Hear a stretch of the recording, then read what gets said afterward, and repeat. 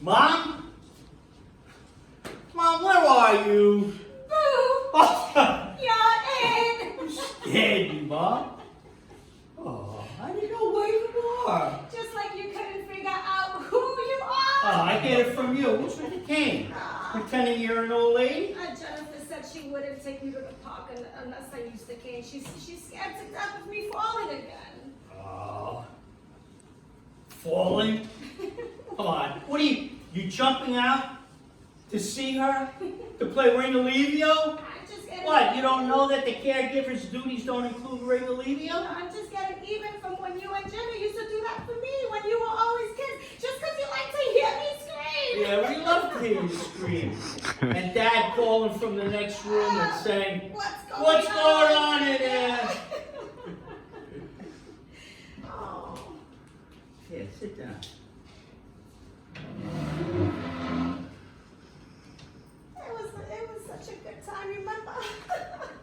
Remember that time when you and Jimmy were both boys? I mean, no. It was a girl and a boy. No, you were both boys. And came at me and then I dropped the big tray The ravioli and we were all sliding on the gravy and the sausage. Oh. Mom, what made you hide? I just wanted to fool around, I guess. Everything seems to be getting so serious with my health. Your father's you dating that girl Tanasha? Mom, her name is Tanasia. 2 words, Tan and Asia, one right after the other.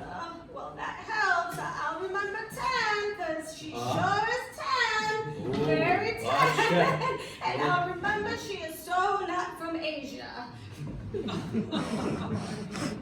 You know, I missed you these last few days. I wanted to come up here and see if you're all right. You know, and I wanted to have our parents, I wanted Tanasia's mother and sister to see you.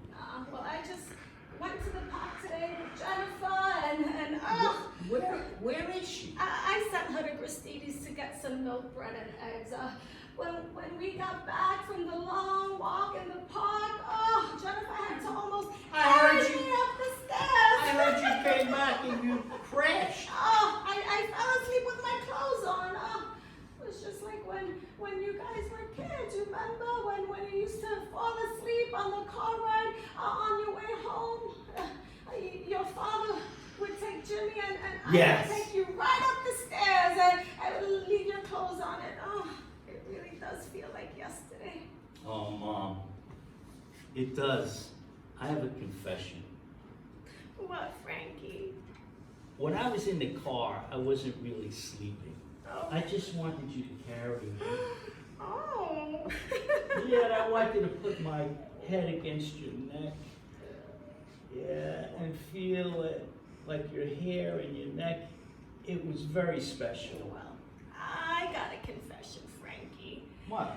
Many times I knew you were kidding around, but I liked it and I let it happen. Oh. As there weren't enough times to hug you, as you were growing up so fast and being a tough guy, an alfalfa male, not a mama's boy. And look what happened. No more tough guy. Mom, not alfalfa male, alpha male. Alfalfa, like the little rascals. Pushing that on my head. You always have your hair sticking up, always. You were saying that you wanted me to meet Tanisha and her mother? Yeah, I want you, they're downstairs. You know, and I want her, Tanisha's mother and sister to meet you. And they were going to bring up some lasagna. Well, not right now. There'll be plenty of time to do that later. But let's play fingers. Yes, more, all right, more. all right, okay. Hey, Due, uno, cuatro! Oh, you win again. You always win. You always win, Mom. It's like God wants me to win something. You're always a winner with us, and always will be. I haven't hit a windfall since October 12th. Oh! There you go. Oh, my He God. wants me to play 10, 12. Boxed or straight? Day or evening? I can't hear you, Lord.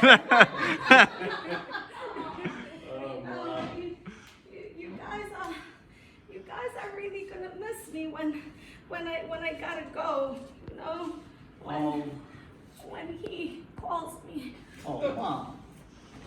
Please, don't talk like that. You're here now. Let's take it day by day. But let me ask you a question. Could you ask him what the mega ball number is? We can't get too greedy. You'll cut me off No, if I I win Oh, okay, Frankie. Get up. Let me see your stuff. Oh, okay. It's my dress. Nice. Hair in place, but I still can flip it like that, right? Makeup not too overdone. And now, this is how you showed me how to walk. How's that, Ma? You taught me everything I know. Bella. Oh, well, it's a miracle given what you look like when Fran showed up as I Frankie. Yeah. That bad, huh? Oh my God, it was all relative. Thank God our relatives weren't getting to see you that day. Oh my God. That bad. There you were. Show me. With a wig so tight, a blonde one at that, heels so high, you can hardly stand up.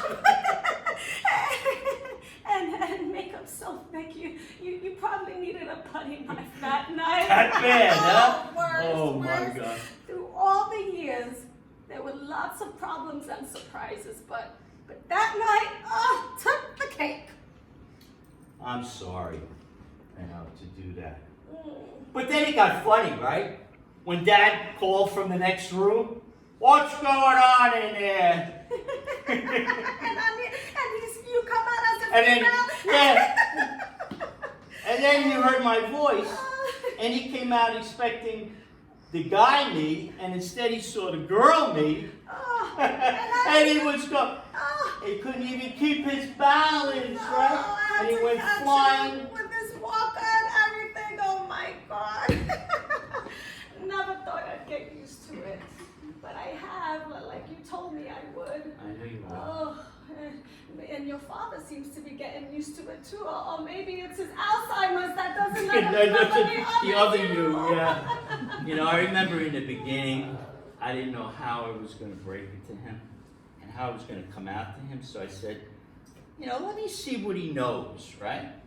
So I said, remember? I said, Dad, about this LGBT stuff? And he says, oh, yeah, I know about LGBT. I tried it. I said, Dad, you tried LGBT? He said, yeah, I tried it. I didn't like it. I like the bacon, lettuce, and tomato, but I hated the gorgonzola. And the sandwich keeps getting bigger and bigger. And more lettuce each year. Mom, I am so blessed to have parents like you and Dad.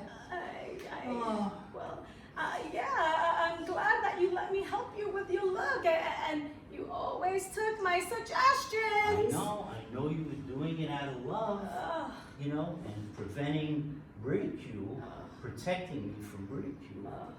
No son, I mean daughter of mine is gonna be made fun of. Never. It's an Italian thing. Pride in one's looks. Yeah. And being true to yourself, right? Or feeling like you're true to yourself. Let's go. Up to a point. What do you mean, up to a point? I think you should think carefully before you take it too far with Tanisha. I thought you liked her for me. Sure, as a friend, as a date, as someone to help you get over this hang-up you have of thinking that you and the family are racist. But now you're taking it too far when Oh, Mom, easy. We talked about this. When we grew up, It was an Italian thing to talk about moulignons. And to even be fearful of them. I had to get that out of my system. And maybe I did it too fast with Tanasia. But now, I don't see her blackness. I just see her soul and her loving heart, and that she loves me. Oh, but now you're talking about meeting her mother, getting engaged, and possibly marrying her. Oh, I don't think you realize this is an even bigger step than when you change your gender from Frank to Frankie. Mom! No! And this reminds me of... No, Aspect. Yeah. Listen to me, okay? They don't like us Italians, okay? They never thought well about us. They always thought we kept them down. Oh, you're going down a really hard road to hoe. Your father will flip. Oh, my father will flip. I'm my own man, a woman. My father will flip. What are you going to say to her? No. All I wanted to do is have her come up and meet you. Listen, it's not even the black and white thing. You're too old for her. You're like March, December, not even May, December.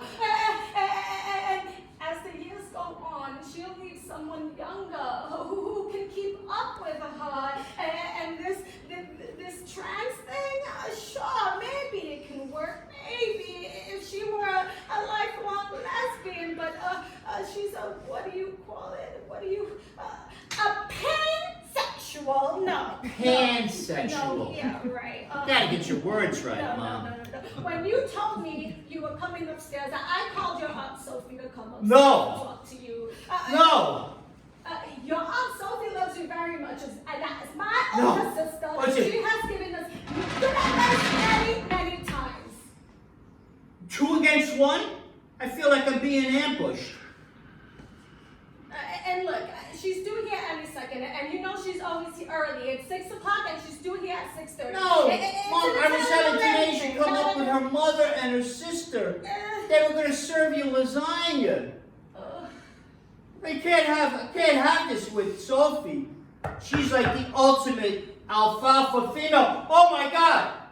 That's probably Tanasia and her family right now.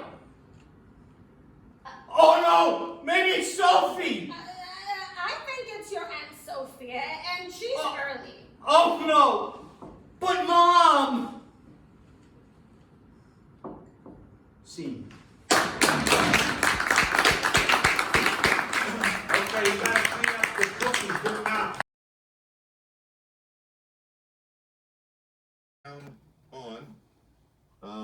Leave it on. And, we gotta get this going. So, Okay, all right. All right. I'll leave mine on, I'll leave the video off, okay? Ken?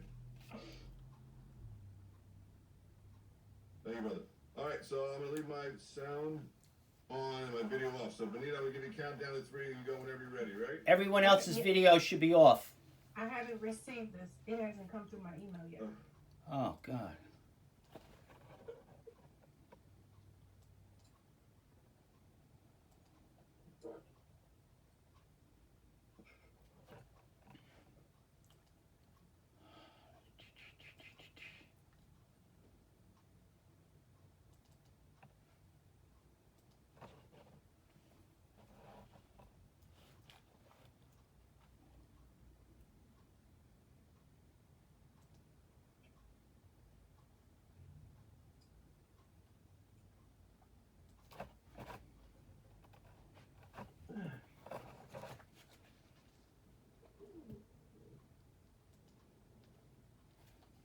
All right, I just got it. Hang on. Great.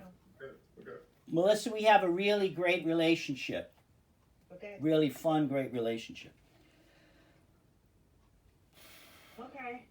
All right, so I'll give you a countdown, Benita, we'll go from there. Yep.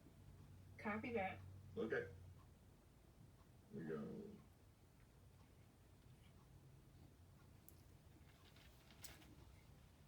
Act 1, Scene 4.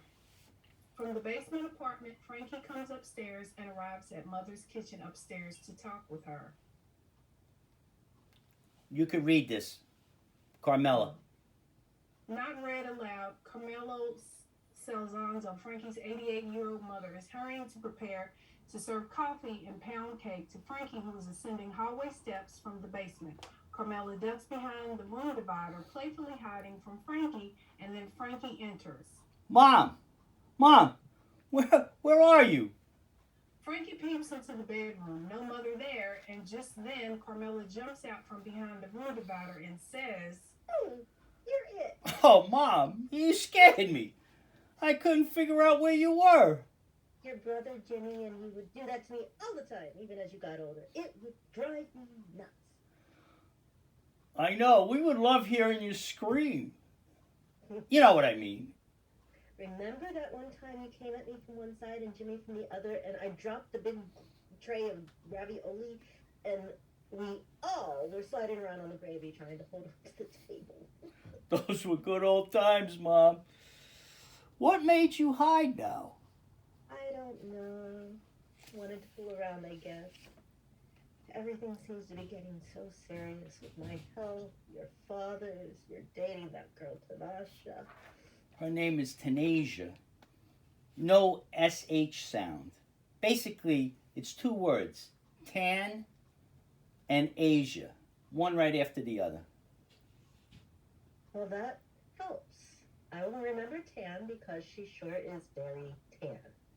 And I will forget Asia because she has nothing to do with Asia except that Africa or Jamaica have more than one letter A in each of those words. Funny girl. Smiling, Carmela continues to get the coffee and cake ready to fix the table. But I'm not Jewish. Streisand, you get it? Always with the retorts. I never taught nobody nothing. Mom, not true. You taught me everything I know. Frankie, not true. You never got the way you walk in hills from me. I hate them. And you never got those legs from me. Yours are better. But I got my smile from you. I got my eyes from you. I got my heart from you. Sounds like a song. Okay, what are you buttering it up for? Well, it's more like margaring you up for. Missed you these last few days. Just came up here to see you. If you're all right, I heard you were out all day just to see if you're all right. I heard you were out all day and crashed when you got home. Sure did. Jennifer.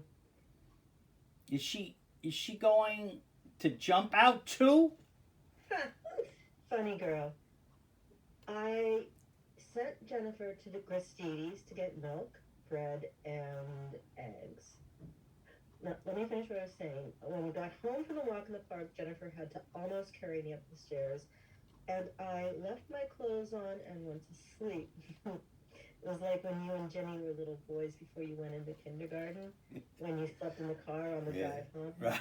Father would take Jimmy, and I would take you right up the stairs into the beds and left your clothes on. I got a confession. What, Frankie? I can't speak for Jimmy, but many of those nights I pretended to be asleep in the car so that you would carry me and I would get to hug you and put my head right up against your neck and your hair. Mom, it was special, very special. I got a confession, Frankie.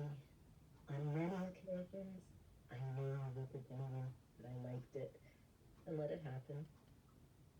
There weren't enough times to hug you as you were growing up and being a tough guy, not a mama's boy. Yeah. And look what happened. No tough guy now. Look, you always had two sides to you. The real macho guy side, in charge, fixing things, and the soft, sensitive side. I don't want to bring it up, but you could have stayed a guy and still been warm, tender, and artistic. You didn't need transition. Yeah, whatever. I was saying, if you hadn't gone out and then nap, I would have asked you to come down and meet Tanasia's mother and sister. That's okay. I'll meet them soon. Good you came up here to see me. good I see your face that I don't see enough of, even with you living here. Carmela pinches Frankie's cheek and twists the pinch, and then tries to do it to Barbara's itch on Frankie's neck, but Frankie's long hair gets in the way. Can't do the Barbara's itch no more. The days of Can't do the barber's itch no more. The days of barber's itches, I miss them oh so much. It's weird. I think I saw you more when I lived in my own house. I know. I'm hoping for you to move out so I get to see you more. True. And by now, I'm afraid Thanasia will keep you too busy to come by for coffee and cake. Don't worry, your meat lasagna has a relentless pull on my taste buds. Come here. Turn around. Let me see what you got on that's sexy, Frankie. Okay, not too short, matching colors, makeup not overdone, hair in place. See, Mom? You taught me well. It was a miracle. Given what you looked like when Frank showed up as Frank and said, Mom, this is me. I gotta live as a female. What a difference 5 years makes. There you were with a big blonde wig too small, heels too high, you couldn't stand up. Foundation so thick you probably needed a putty knife that night. With BJ barking and your father yelling from his bedroom, Carmela, what's going on out there? And he's praying. But no, it wasn't. Frankie, through all the years, there were a lot of problems and surprises. But that night took the cake. Yeah. And then when Dad came into the room with his walker and hearing my voice, but not seeing me, but instead the girl, me, and saying, "Where's Frank?" And you saying, right here, pointing to me as a girl. And then he finally got it, and we both caught him as he and his walker went flying. Never thought I'd get used to it, but I have, like you told me I would. Mom, I'm blessed to have you as a mother like you. Yeah. Thank God you let me help you with your look. Take my constant suggestions. Yeah, I know. You did it out of love for me and protecting me from ridicule. No son, daughter of mine is going to be made fun of. Never. It's an Italian thing. Pride in one's looks. It's all about being true to yourself, being honest, no matter what they say. A coffee? To a point. What do you mean, to a point? You had to do what you did to live as a female. I understand that.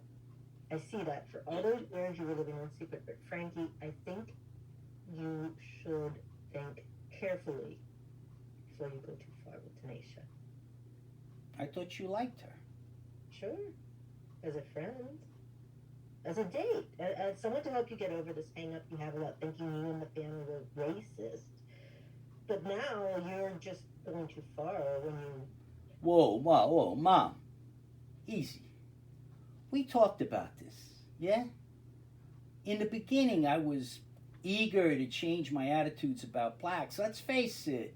As we grew up, it was an Italian thing to make fun of Moulignans and be fearful of them and stuff.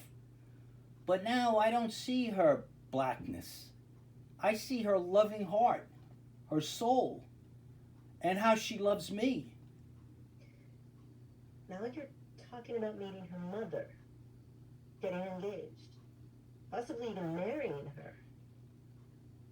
I don't think you realize that it's an even bigger step when you changed your gender from Frank to Frankie. What, Mom? They don't think like us. They have different values about family, work, everything. And they don't think well about us Italians. They feel like we never liked them. Kept them down. You are going down a very hard road to hoe. Your father will flip. I can't believe this. And I can't really talk now with Tanasia and her mother and her aunt are that right downstairs and about to make a meat lasagna using your recipe. So hypocritical. Oh, Mom. Your Aunt Sophie is right. There is nothing good that will come out of a relationship of you and Tanisha. And not just the black and white thing, but also you're too old for her. As the years go on, she will need someone younger who can keep up. And your trans thing, you're sure if Tanisha was a lifelong lesbian, maybe then, but she's, what do you call it? A pansexual? Pansexual. Yeah, right. When you told me you were coming up, I called Aunt Sophie to come by and talk with us. You know she loves you. And as my older sister, she has given me good advice many, many times. Look, it's already 6 o'clock. She's due here at 6:30. What? And you never can go in early. I feel like I'm being ambushed. And I can't do this now. I just came up to say hello to you. I got Tanasia and her people downstairs. No, I can't do this. There is a firm knock on the door, stunning Frankie, and Carmela nods for what is about to happen. Scene.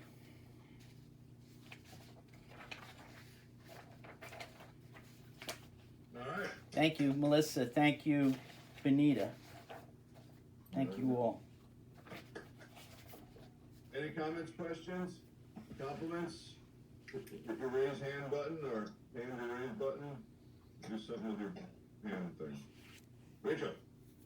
I think that you want to cut it about in half of what you have so far, because there's a lot of exposition that we kind of already know, and maybe some of it's like in real life you would have that long of a conversation, but since this is like the third or fourth scene in the story, there were some really important things in the dialogue. I think it's a good scene to have.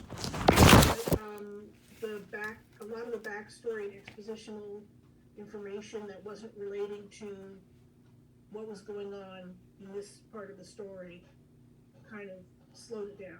Okay. Very good point. Justine.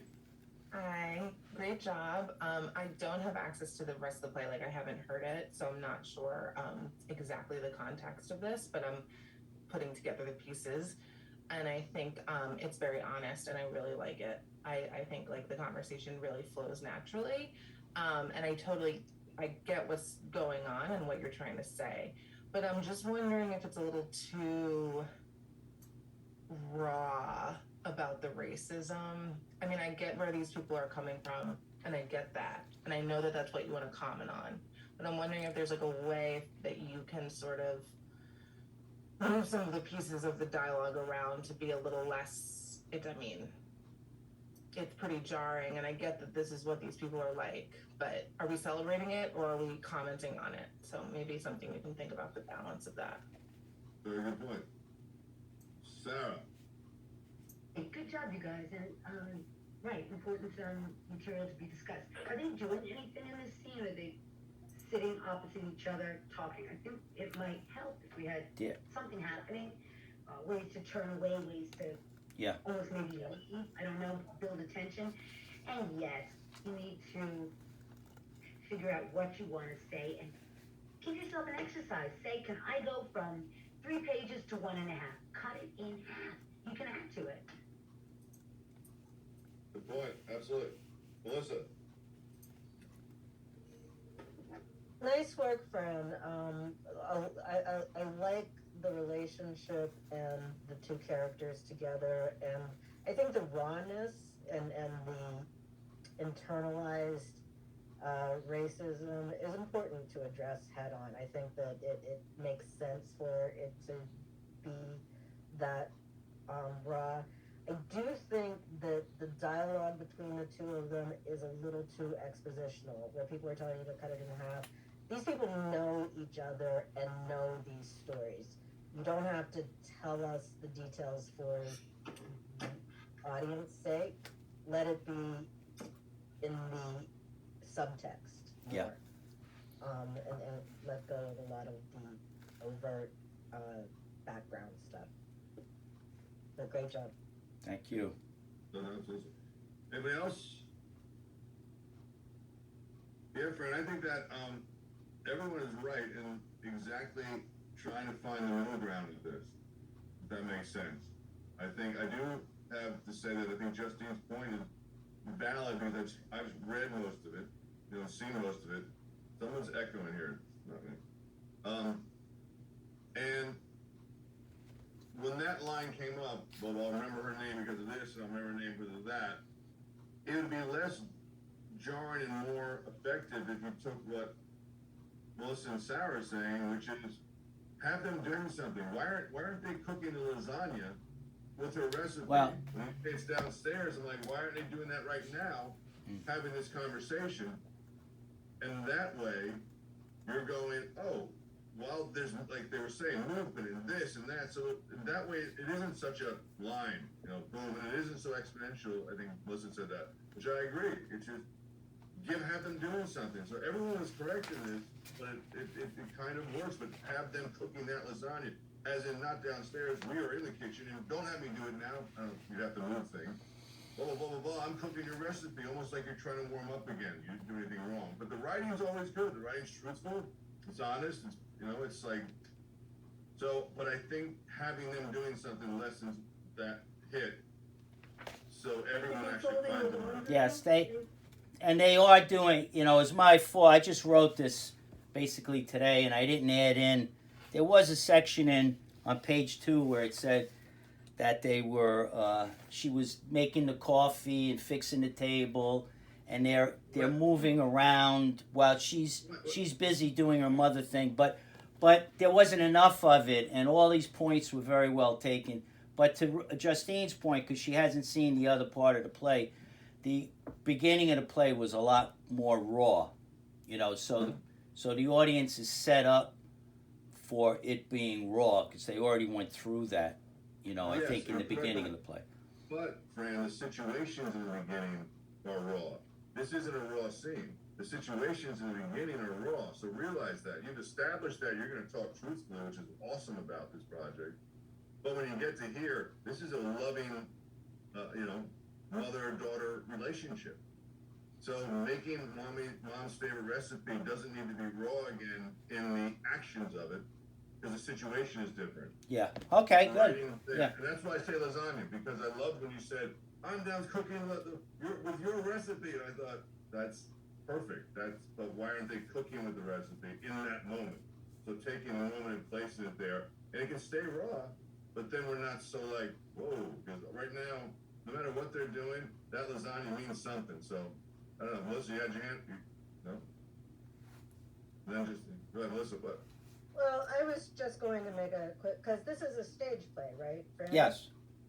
Because with stage plays, I feel like when you're in rehearsal, the director and the actors come up with a lot of the business as opposed to a screenplay where it's written in more specifically. Yeah.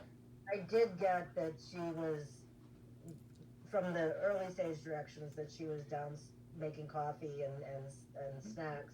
And so as a stage director, I would be giving them action. And in stage plays, a lot of stage directions tends to kind of get in the way of finding things in a different way than having it all spelled out in a screenplay. Right, but I just think that lasagna, if that's brought up at all. Well, I'm not opposed to that. I'm just like warning about. the whole prior scene was making the lasagna. But anyway, but a point well taken that. We got one more, Fran. One more. Yeah. Justine, go ahead. Really quickly, one more thing. So again, I didn't know the beginning, so I'm not sure exactly what happened then. But I really liked this sort of like mother-daughter sentimentality of it, which is, I don't usually love like sentimentality, but I thought you kind of handled it well here. But I think what you need to be careful about is putting the sentimentality so close to the racism, because I think that it becomes this sort of like melange of like things that I don't know that you want the positivity around. And I just think just something to think about, like putting them so close together. I get I- it. You don't want to dislike the characters. I very much like the point, and it's one to handle carefully, but it is because of that it affects the relationship between the mother and daughter. It's because the mother is so racist that it caused a distancing between the mother and daughter. It doesn't come up right in this scene, but it comes up throughout the play. That she's struggling, Frankie is struggling with this racist past and dealing so much so that it caused her to be transgender. And a distancing. Anyway. I hear what you're saying, but we gotta go. Yeah, okay, great. Thank you so much. Anyway, Thank you very much. excellent, but I think everyone has a good point there. Yes, and I I think think. that's where you gotta go from. And Very good. Thank you very much, everybody. Thank you, Fran. It was Thank good. you. It's always good. Bill, who's next?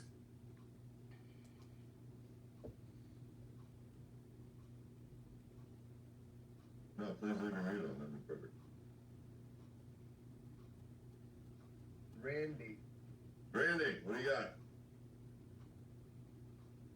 All right, this I was gonna do something I'm working on to read for a comedic casting director tomorrow, but you know what? I'm good. I didn't even send it. I was gonna send it to Ken. I didn't even send it to him. So, So listen to it now and do it after the break. yeah, Yeah, I wasn't sure because I know there was a lot going on today. let's do it. So okay, Yeah, all right, Ken, wherever you are. first after the break. Anyway, who's Okay, next? Brooke? thanks. Brooke. Brooke, what do you got? Where are you? Hey guys, I know it's a little non-traditional to bring a children's book into Brazen Giants, but it's a children's book. As long as there's nutrient involved, where they gnaw out off the kid's forehead or something. Well, Bill, there's no nutria involved, but when I make it to the animated series, you're cast as Mr. Nee. Mr. Nee is the Cypress Knee science professor. Oh. So, yeah. We're going to have a good time with that We're one. going down there. We're going to have I'm a not going to good time read it for with y'all that. in a Cajun accent. So basically, it's I'm cast as Captain Ballsack. your cast is you could be cast as the grandma. I would Oh, love it's to a see Doyle that. lesson. Dude, There I you go. really go to high school. Yep. All right, so let's do this. So how many pages, Brooke? Well, I mean, like in print, basically, here's the deal. I don't want to self-publish. So I know that might be like the last road. I've reached out to a publisher back home. They don't want it. I reached out to another publisher back home. They wanted it, but they're masquerading as a self-publisher who would charge me $30,000 to publish a book. And I'm like, y'all are high as kites. Right. I reached out to an imprint of Penguin Random House, and she's like, I love your illustrations. She's like, but the rhyme, it's off. So I rewrote it, and then I reached out, actually a friend reached out to me, and she's like, Brooke, I started doing publishing. I want to read it. And she read it, and she's like, look, I rewrite it. You need to change the rhyme. So I gave myself very strict rules with the rhyme. And the Friends Publishing Company, the children's imprint, is now going through a lot of restructuring. So I'm kind of like, basically what I want y'all to let me know is, how's the flow sound? Is it universal to people who are not Cajun French from Louisiana? There is a fun glossary at the end of all the Cajun French words, but I'm not going to bore y'all with that. Page-wise, it would be between 36 and 42, but as an illustration text, it's for kids like ages like 4 to 8. So Sophia, it's too young for you, but you could still give the best advice, I think. Actually, I work at a summer camp with kids, so I actually kind of do have a lot of experience working with kids that around that age. And also, Hey, girl. And also, I was a child a little bit Sooner than me, right? so Recently. I don't know if I can I show y'all, I don't know if y'all can see the Yes, I wanted to illustrations. see the illustrations. It's going to be too hard for me to read and do the illustrations Can you at the show same us a time. few? But I Can you show us will show y'all, I'm sorry, what? Can you show us a few up top and then do you? Yeah, I'm going to show y'all illustrations right now, just super quick, if that's okay. So I only have like a few to show y'all. This, Nutria? what? There's this. I mean, it's called Texarkana, the swamp monster from Louisiana. Okay. Nice. I'm just going to show, there's just a few more. There's Bill, Mr. D. Adorable. Yeah, that's Christian, actually. Mr. Ballsack, Captain Ballsack. Actually, that's Christian. Oh, Okay. adorable. Okay. And then the last one is that. Actually, Christian will be the conductor. Cute. But so basically, I'm joking, but it very well, I would love for it to be an animated series, and I'm going to submit for a grant with Creative Capital to make it into an animated series. So, All right. anyways, So how many pages is it? well, pages as in typed, like Well, how many it's pages? So you're reading 5 pages tonight. I'm saying how you're doing. Right, it's the full book, but it's a kid's book. Right. Does it? When you're asking me how many pages, I mean it's Oh, like sorry. 5. Without Like one page of C-spot, run. Yeah, no, that's. So I don't. Hold on, y'all. I'm getting way. This is way too much for my ADD. So it's 5 pages as in Word. It is going to be like 38 pages. It needs to fit more like into 36, and it will, as in bound, if that makes any sense. It needs to fit into the standard thing, and that's basically what I did. I cut it down. So y'all are listening for flow, helping with any sort of like marketing advice, because I don't want to hang on to this one publisher if their company is never going to happen, and if it's universal enough. All right. Well, Bill does the scheduling here, so let's get All right, to let's it. go. All right, here's the Everyone prologue. drop off, please. Prologue. On the bayou, we do things a different way. We talk a little funny, we eat étouffée. But each and every town has unique words and sounds. It just happens today. We're visiting swamp grounds. So turn the page, y'all. Let's try something new. You may learn a Cajun French word or two. If it's hard at first, try a second take. Even your grown-up might make a mistake. That was the prologue. Down the bayou in South Louisiana, there lives a swamp monster named Texarkana. Yeah, I know that name is rather confusing, but her mama and them find it rather amusing. Not quite a gator, nor really a frog. Look at her face, it's as rough as a log. Above her eyes are long curly lashes. She always wears colorful silk sashes. Shrimp boots for swamp walks she knows how to do, and arms and legs fuzzy like a rougarou. When Tex walks into school, some want to run. The really mean kids point, laugh, and make fun. Despite all this, Texarkana really loves school because she has a teacher who is very très cool. He's Mr. Nee, a smart stump from a cypress tree. Tex loves his science class because here she can do free. He says, find me some rock salt in tin coffee cans. Today we're making a snowball with our bare hands. Tex says, oh, I love this kind of experiment. Hey, y'all, my favorite snowball flavor is spearmint. The crawfish and egrets start cawing and cackling. Mais non, spearmint, that's a flavor we ain't tackling. Tex sighs and exhales, I just have to go. And out the door, she runs to her P-row. Back home, Momo Loney says, home so soon? Michelle, what's wrong? It's not even quite noon. Tex replies, Momo, you always say I'm unique, but those kids at swamp school make me feel like a freak.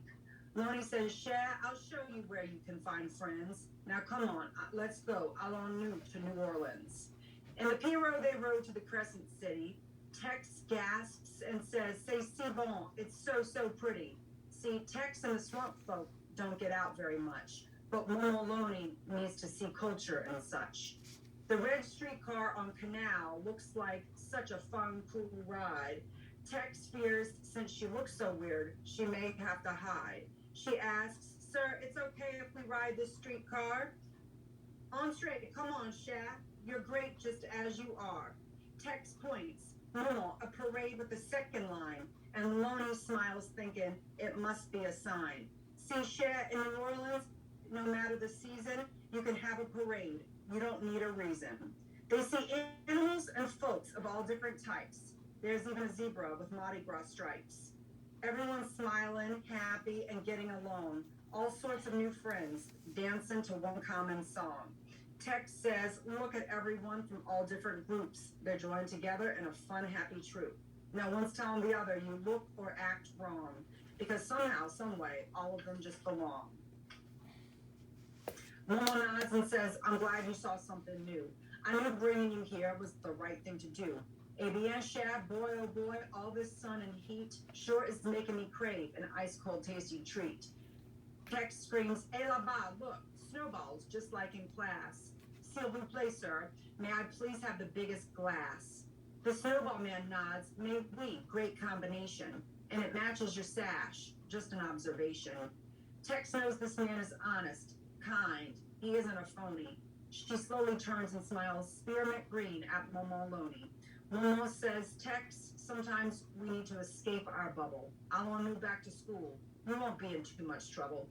Tex and Momo Loney return to school real quick, thanks to Momo Loney, who knows a little trick.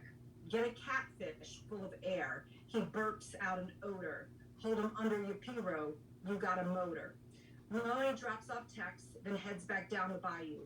Tex takes a great, deep, big breath, not sure what to do. She opens the door to Mr. Nee's class. The students tease, "Tex, your mouth, it's as green as grass." Tex wants to cry, she wants to stomp, she wants to shout. Mostly she just wants to find a way to get out. Tex screams, "I've been to New Orleans and it opened my eyes. I don't have to listen to your teasing, jeering, and lies. I am better than all of you small town little critters. Just thinking about your tiny minds gives me the jitters." The class goes silent. There's not a single word. Not even from Louis the Loon, that red-eyed bird. Mr. Need responds, "Okay, Tex, let's step outside." He doesn't want to hurt her newfound pride. Tex pleads, "I was standing strong and just trying to be proud. The students always mock me for standing out in the crowd. Please, Tex, go back into class and think of a different way to express what your heart and soul really want you to say." Tex declares no one in NOLA makes fun of each other because they know it's best to love everyone like a brother. Look around real good, y'all. We're all different and that's okay. Can y'all just please call me your friend, your ami anyway?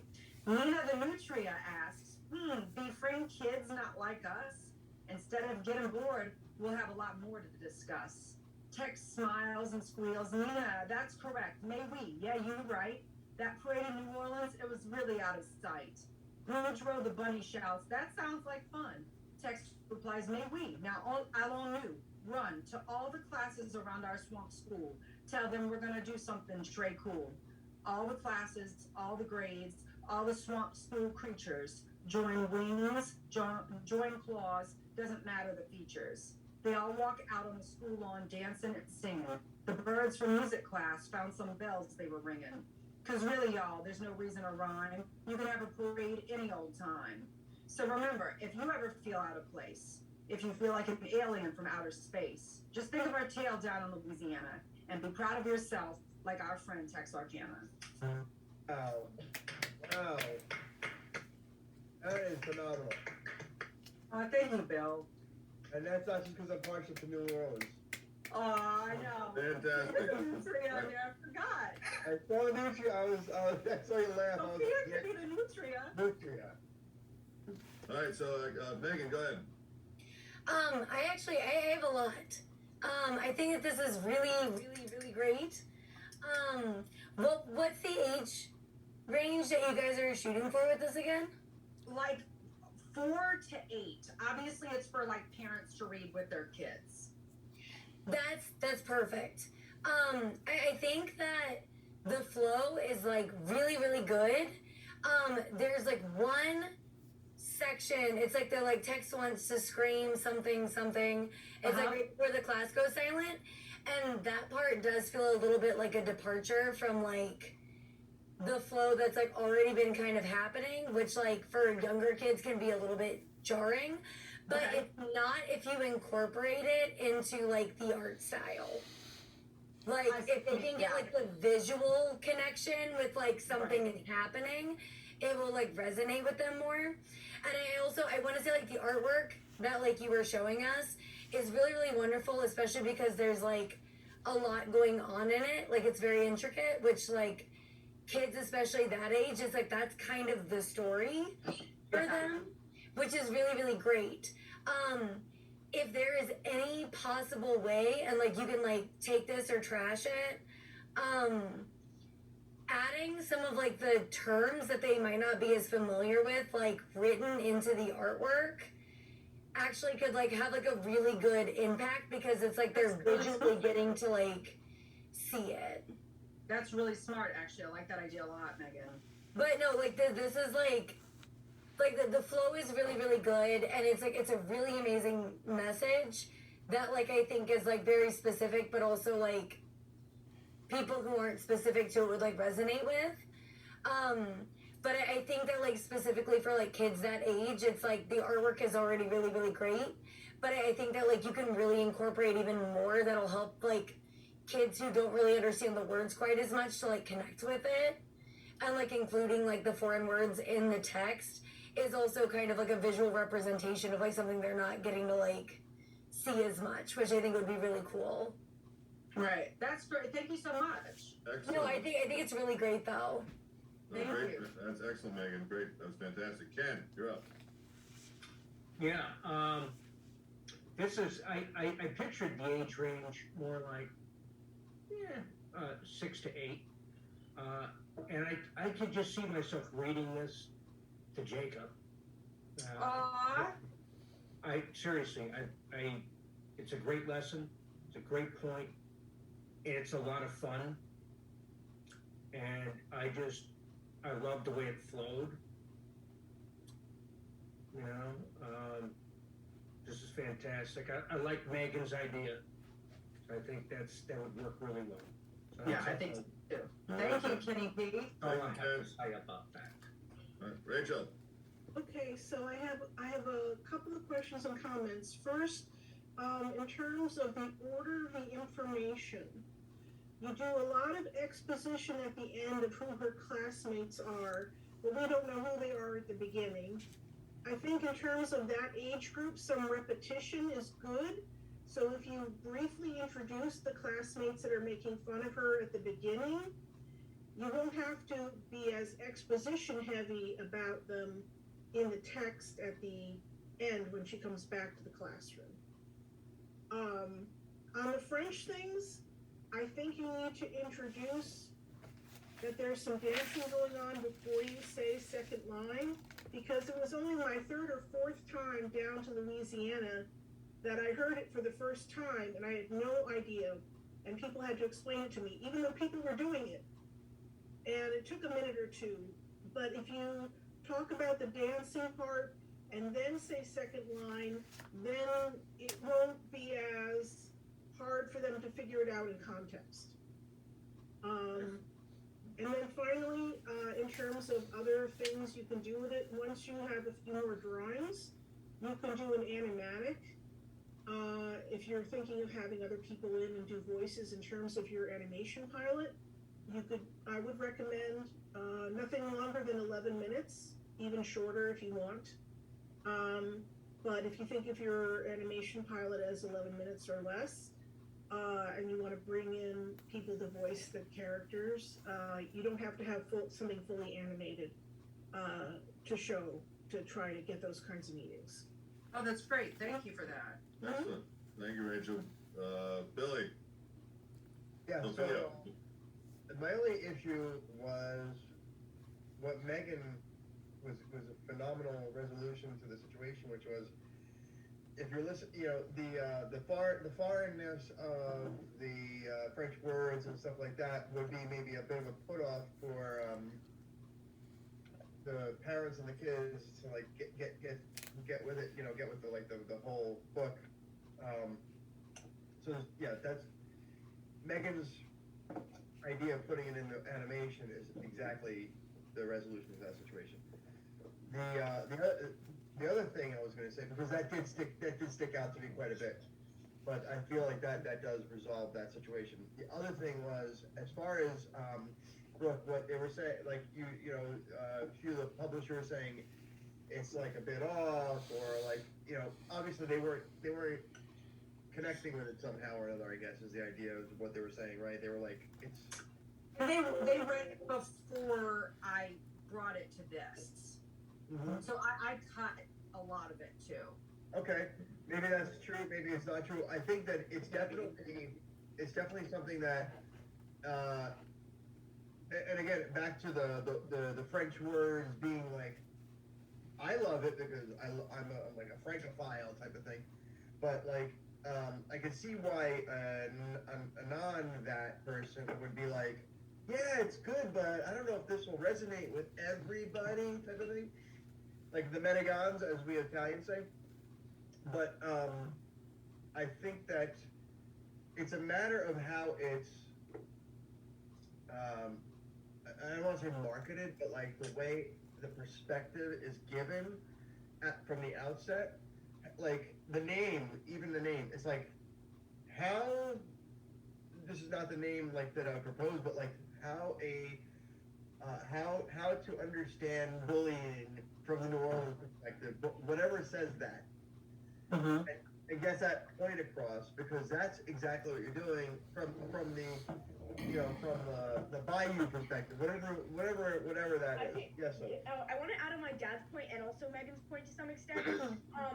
I think that as well as also putting in the visual reminders of these words, I think a really great thing to do in order to kind of get everyone on the same page, including the parents and the kids, is that maybe in the back of the book you can have a glossary where it's not just a glossary, but it's also like defining the words and explaining the context behind them, but obviously giving them these types of definitions for a more younger audience, as well as maybe in the beginning or the front, like in the back or the front of the book, having some type of, not like really opening, not like a prologue, but a type of like a short thing that kind of gives a bit of cultural context and different types of understandings of the words and the cultural things within the novel, but also kind of gives makes you understand that this is like bullying from the New Orleans perspective, like from that perspective, but also giving that cultural context within like a paragraph kind of thing, and being like, hey, things are different, but it's kind of like a shortened like, hey, these are the ways it's going to be different, and here's a little tad bit of context on things, so that we can understand, but obviously make it like a simplified for like a child. Yeah, and also that different thing is like, hey, this is different, and guess what? We're all different, and I'm trying to explain why being different is actually, you shouldn't be bullied for, and it's actually good. Like, actually that kind of all ties into the whole thing as well. But and also I have to say, Sophia's favorite movie growing up was Princess and the Frog. So, and we used to listen to that soundtrack every single day when she was 4 years old, like literally day in and day out at 6 a.m. every single morning. Oh yeah. So Y'all are so Louisiana. Oh yeah. Thanks, y'all. All right, Melissa, go ahead. I think it's really great, Brooke. Everything that everybody's saying is wonderful advice. I love Megan's idea about the putting things into the pictures so that as they're going along, I love the glossary. This is like super picayune, but there was, I think, 3 places where the meter, like where there was either an extra syllable or one syllable too little, that I heard. I heard it too. Exactly where they were, but if you want me to look at it at some point, because that like sticks out to me really sharply, that audio kind of rhythm. Thank you. It's very fixable, like nothing within there that wouldn't, but everything else, it's like it flows really beautifully. The story is coherent. I think it plays to kids, and I think there's a lot of kids and parents that want to introduce their kids to foreign languages and other different cultures, and it will be something that's like both educational but also just fun.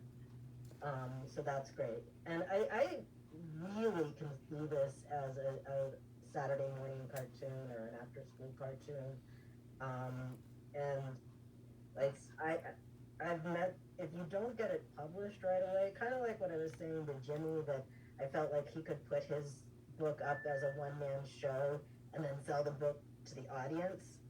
I feel like you could make a pilot episode, not even like a 3-minute one, and use that to promote the book. Yes. And That's a great idea. I've actually met Writing all this down.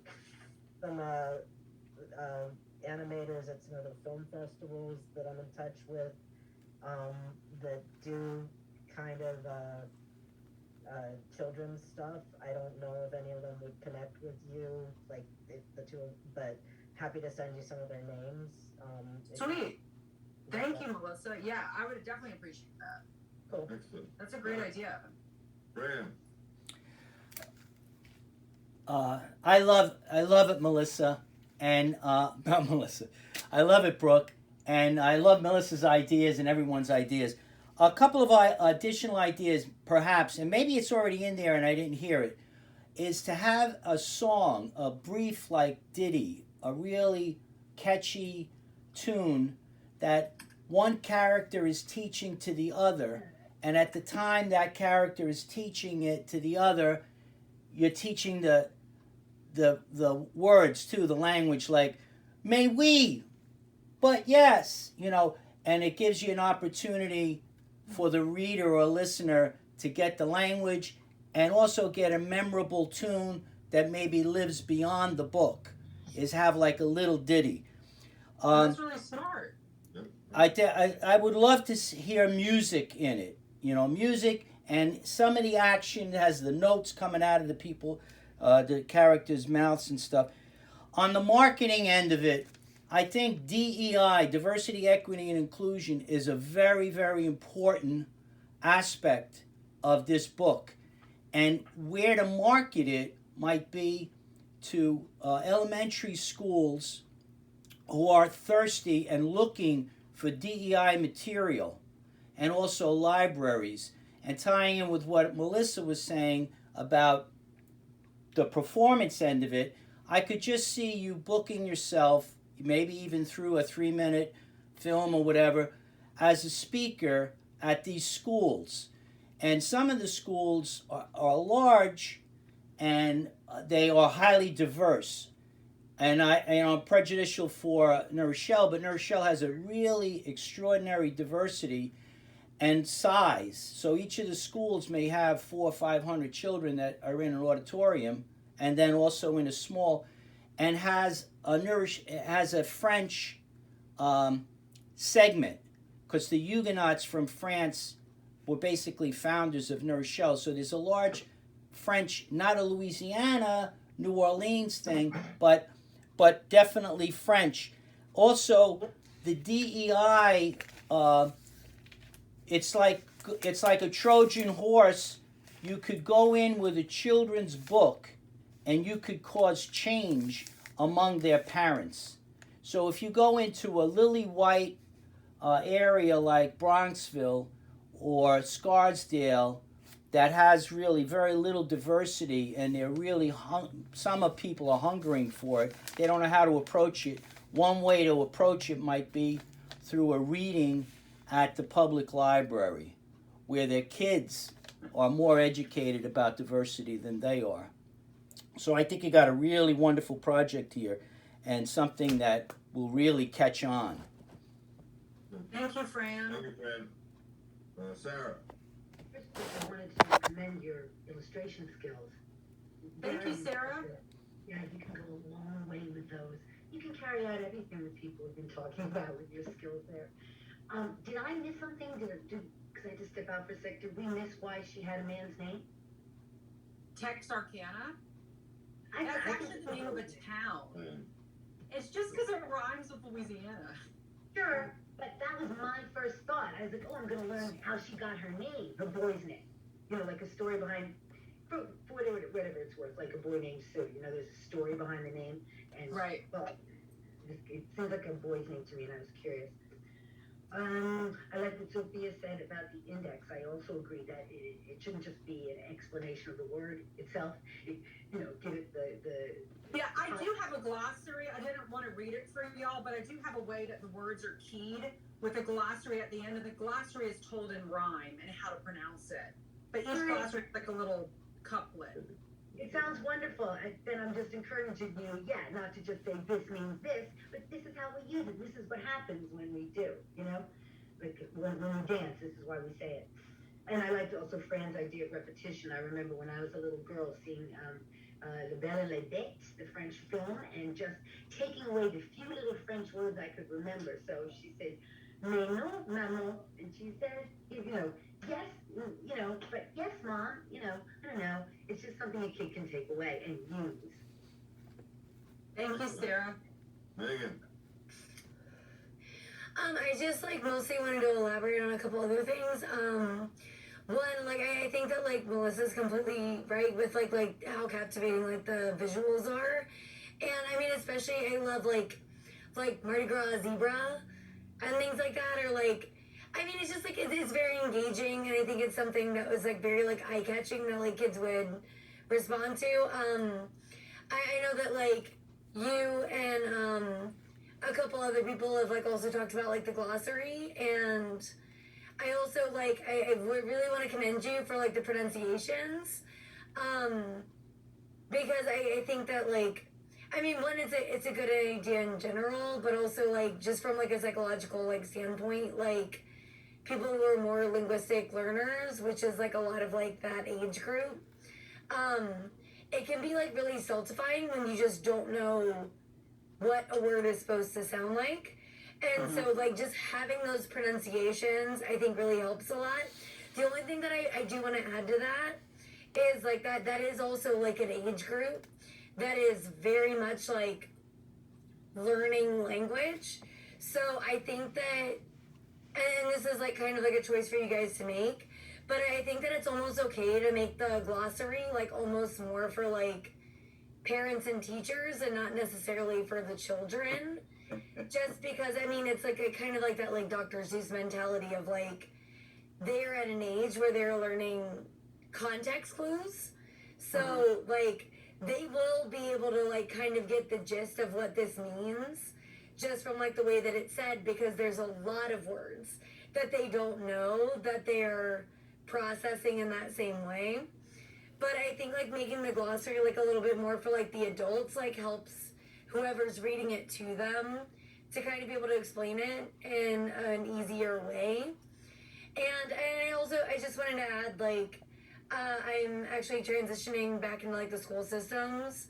So like whenever the book's ready to publish and things like that, like please let me know so I can like like let the schools that I work at know, so like we can get in their libraries and things like that. You know what I mean? Thanks so much, Megan. Very cool, Megan. Thank you. No, of Billy. course. That was great. That was good. That was sweet. You still talking, Billy? What happened? Oh no, your hand's up. I didn't mean that. Okay, cool. Anyway, Brooke, that's fantastic. Honestly, I think everyone's got opinions around the world at this point, but the one opinion is they really love it. I know Texarkana because the Cowboy Mafia TV series I'm writing, we have drugs coming out of Texarkana. Moonshine, well not drug, moonshine runs and that drug. So I know Texarkana and I like that. Now, Bob and I wrote an animation script probably 10 years ago called Top Dog, which was like a story of Rocky, a small dog, it's all animals, and they come up and they fight. It was really Bob's, more of his words than that. It's been 120. We've been pushing that for many years before he passed. But so I know the animation world, and he certainly did. And he won, his show won an Emmy for Celebrate a Book, which was the children's show where they read these books. That was on PBS that Bob, my dad, had won the Emmy for the show, the company. Big Bob. Yeah, so it's amazing, but he was big into that. So in my opinion is this. When you have The Grinch Stole Christmas, and I don't know what the fuck, sorry, you know what, Sophie, I'm not apologizing anymore. I'm putting a blanket apology out that I'm gonna curse a lot. Okay, I don't care. What's up, Luca? Anyway, I think you need to stick to your guns here. I wish you had more French, and I think someone said that. I wish you had more things that children would have to look up. Because as a young, if I was ever young, a young child thing, I would be fascinated. My mother would bring in books, and I still read. I'm an avid reader. I have 6 or 7 to 12 books by the bed. I read. I don't want to know. I want to have to look up. If I can just read it, it's all good. Even as a child, I'd be like, I want to. And so the glossary works because I can figure out what that was. But I wanted more French words. I wanted to feel like I was taken to another world. So when you're into your book and you're reading and somebody goes, blah, blah, blah, give it up, whatever they're gonna do, you know, I know it's not France, but that French dialogue would make me go look for it. Oh shit! Oh fuck! I gotta research that. That's cool. What does that word mean? And then I think someone said, was it Melissa who fell asleep? Was it? Did you say that you would want to know French words, or was it Sarah? Someone said. Yes, I'm a language lover from childhood, yeah. Right, you would just go different languages, and it makes it broader and a bigger. I don't want you to dumb it down. You know, I don't want you to middle America it. You know, that makes sense. I want you to write what you want to write, and let other people go on. Now, because don't forget, you used to have to get an encyclopedia, which is downstairs in the cold basement. That your brother, blah blah blah. Now you just get your phone, Sophia, correct? Mm-hmm. And you just look up the word. You just look it up, and they tell you how to pronounce it, which is insane. They can. This youth has the ability to constantly find information that quick. They don't have to go into their mom's basement. Well, encyclopedias, but dad, what is this? What is that? No. Stick with your guns. Make it highbrow. My belief. Everyone else doesn't mean they're wrong. Make it highbrow. Stick to your guns. Write in there, for me, more Cajun French, more things that I have to discover, so that I am taken to another world, which I think people said, and I'm truly going, as a kid, oh my God. And say my dad's Billy. You know, let's just use Bill Servito for this. Is like, oh my God, Dad, what does that mean? Why would they talk? Why would they? So what is this? So they spoke that in New, and there's also in France, and then France did. Open that up. Don't lowbrow, highbrow this stuff. Boom. Make the kids think. Because right now they're just doing this. I like to eat. I like eating too. Here's an app that lets you tell you how many times you can eat. I can eat this many times a day. I like cheeseburgers. I have a friend who likes cheeseburgers. Let's get a group together and make a cheeseburger group. That I don't need. The kids are dumbed down. No offense, Sophia. They're dumb. Not what we do.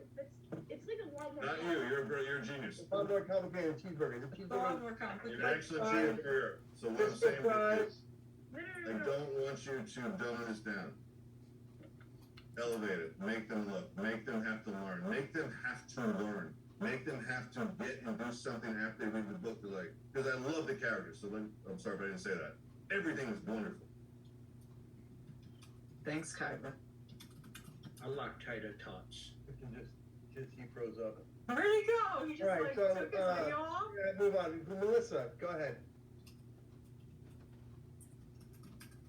So I just was thinking that in the prologue, you could also establish, because you've already set it up that there's going to be words that they don't know, but you could in like a couple of sentences be like in New Orleans, my bad New Orleans accent, when we say X, we mean Y. Do like a 5-sentence rhyme with some of the most common things and come aboard for more and show how it's going to be within the book so that you establish from the beginning how you're going to be introducing these new words and new ideas. Anyway. Do it in a song. Thank you. But it's all, we were saying, it's overwhelming in general, bro, because you're getting hit with a lot of stuff, which means if you're getting with a lot of stuff, it means we like it. It means you're responding on that level. The idea being is this, the songs are good. Everything everyone said is on the money, and we have to move a little bit here. But, taking all that, the songs, but I think you have to force them to refocus, put more stuff. I want to know, like, Louisiana, the food, I wanted to know. Don't change it. Do that in the second one. But the Grinch was still Christmas. I didn't know who the Grinch was. I didn't know who's and their. I didn't know who they were. I didn't know any of it. So it's Dr. Seuss or it's whoever writes the next one. It's Harry Potter or it's Bob Kyber and Christian Kyber, top dog. You figure it out. You're supposed to learn from these books, not just us telling you, here's a cute story. No one dies. Everyone gets an award. Fuck that. That's not how it works. The bottom line is this. You don't know that word, the parent just say, look it up. Well, look it up. Figure it out. What do you mean? I don't know anything about it. Look it up. Maybe move there when you're older. Maybe find them. But the name text. Say it again, Brooke. Texarkana. No, from where? The whole thing. Oh, Texarkana, the swamp monster from Louisiana. Fucking love it. I could write a country song around that. It's so good. Hey. All right, real quick, Melissa and then Bill. Real quick, Sophia, quick. Really, Oh, Sophia. Okay, so adding on to Christian's point, I think that a really great way in order to kind of do this thing is what if you made like an Instagram account? Because Instagram nowadays are more targeted towards like parents. Surprisingly, like a lot of parents are on there, especially younger parents. I think it would be a really cool idea if like every single day you posted on Instagram, like it would like you'd be posting as the main as Texarkana. You got it. Sorry, you'd be posting as that character. It's not Cajun yet. Sorry. That's She's pretty on good. it. Yeah. That's pretty good. Cool if you like posted different phrases, different things every day. That's Like very good. That's branding, Brooke. Great.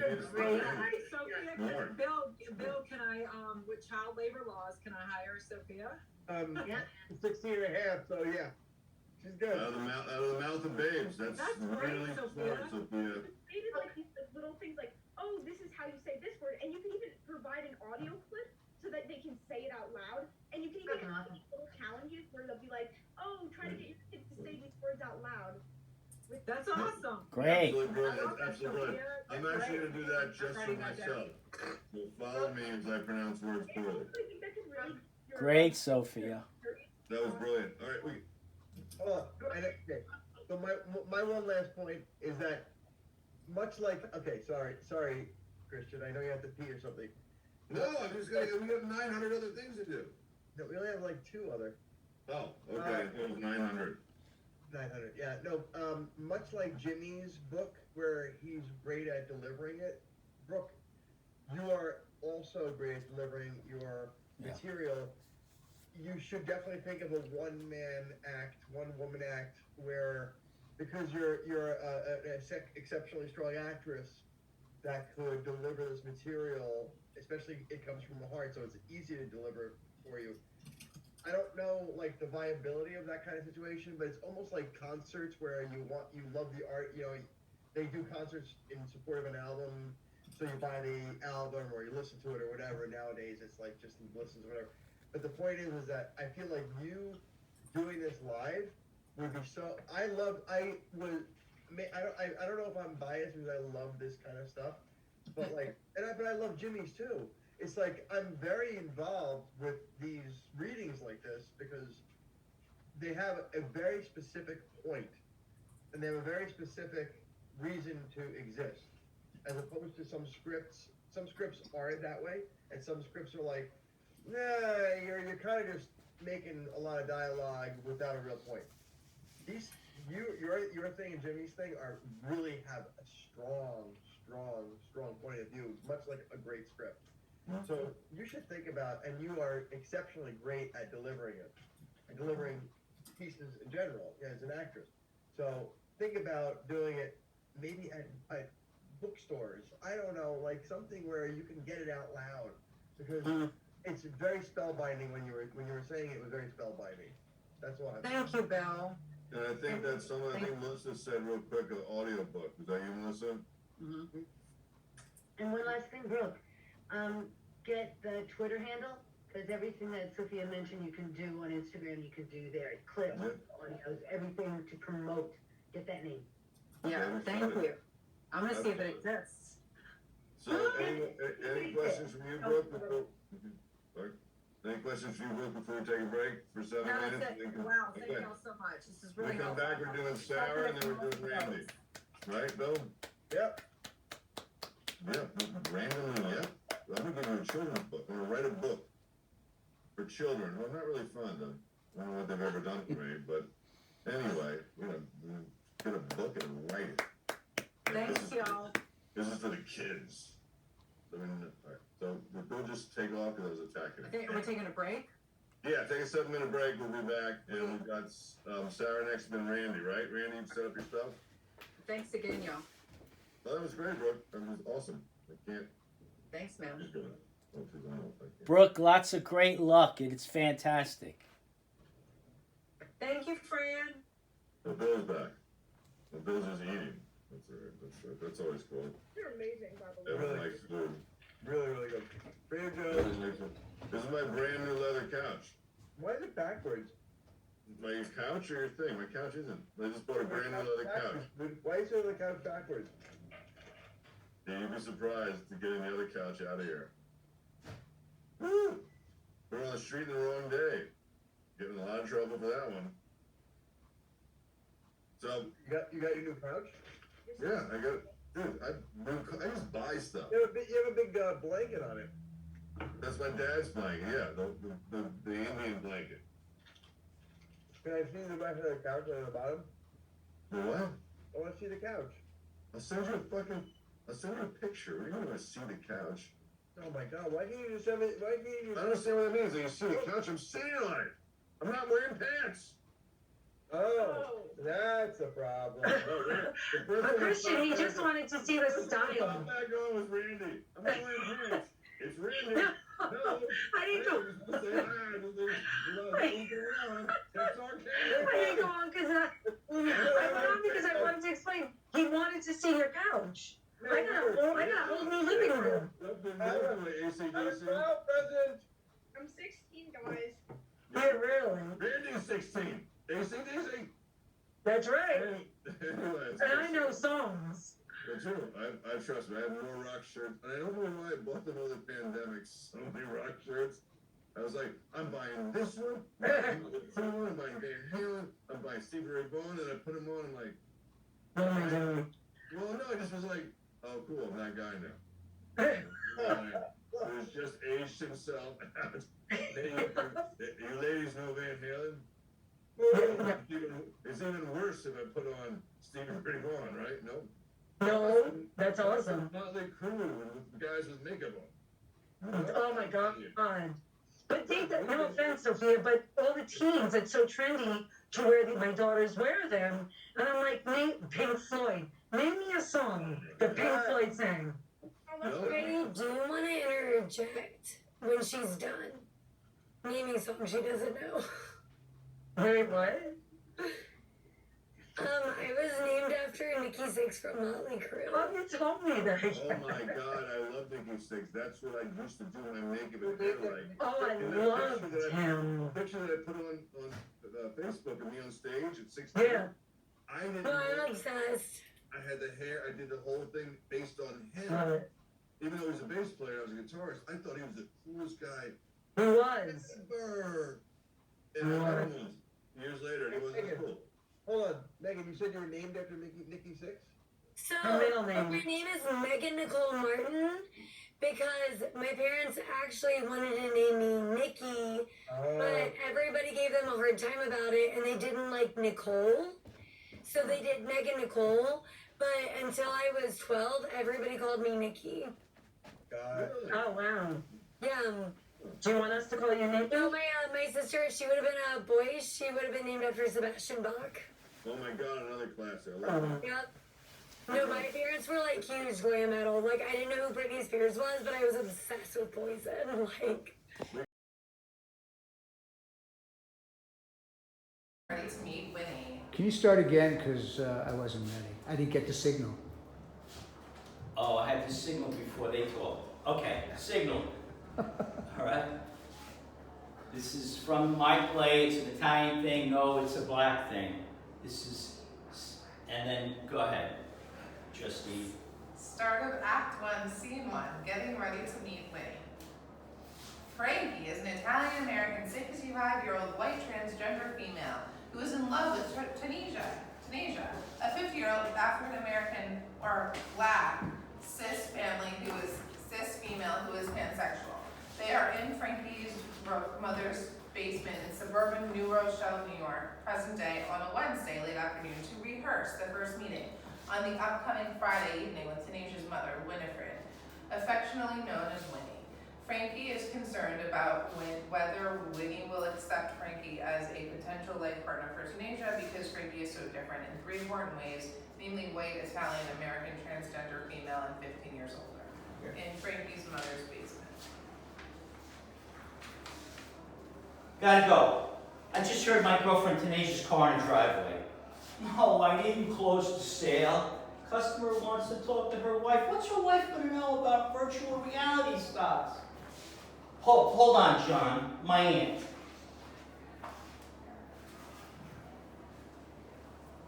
Aunt Sophie. Hold on, I'm on the phone. I know, I called you. No, I'm on the phone with someone else. I was telling you. Anyway, do you have your hearing aids on? You sound confused. No, I'm not confused. Hold on. John, sorry. I'll talk to you tomorrow, okay? Hi, Aunt Sophie. Just a little rush. Tell me, what's up? Frankie, dear, I just want to know if your mom is okay. I did not hear from her today at all. Yeah, she's fine. Jennifer took her out walking and shopping all day. She's exhausted. Oh, poor Jennifer. Your mother could tire out an Olympic champion. No, I meant that my mother was tired, not Jennifer. Oh, yeah, of course. Anyway, is she okay? My mother's right. My mother, right? Come on, keep up. I'm 92. Sorry. Yes, my mother's fine. Gotta go. My girlfriend Tanasia will be coming any minute. I'll tell Mom you called. Frankie, she told me yesterday you were very concerned about meeting Tanasia's mother. Listen to me. If her family does not like you, do not push yourself on them. I know. I don't push myself on them. Well, not really. On us, it's okay when you push. We're gonna like you even when we don't. Your blood. We gotta accept you. Oh, thanks for the esteem building. Steam, what? Never mind. I gotta go. Listen, Frankie, I had to tell your mother what I really felt about your black girlfriend. I mean, she's a nice girl and everything, but as your mother's older sister, I had to tell her what I thought about you and her. You know? You gotta be honest. It's an Italian thing. Can't do this now. I appreciate your candor, but Sorry, but you need to hear me out before you meet her mother. It's this weekend, right? day after tomorrow, Friday night, I meet her. Gotta go. Tanasia's here now. Bye, Aunt Sophie. But Frankie, what's with the open door? Somebody should. Scene, sorry. Ah, I'm nice. sorry. I like that.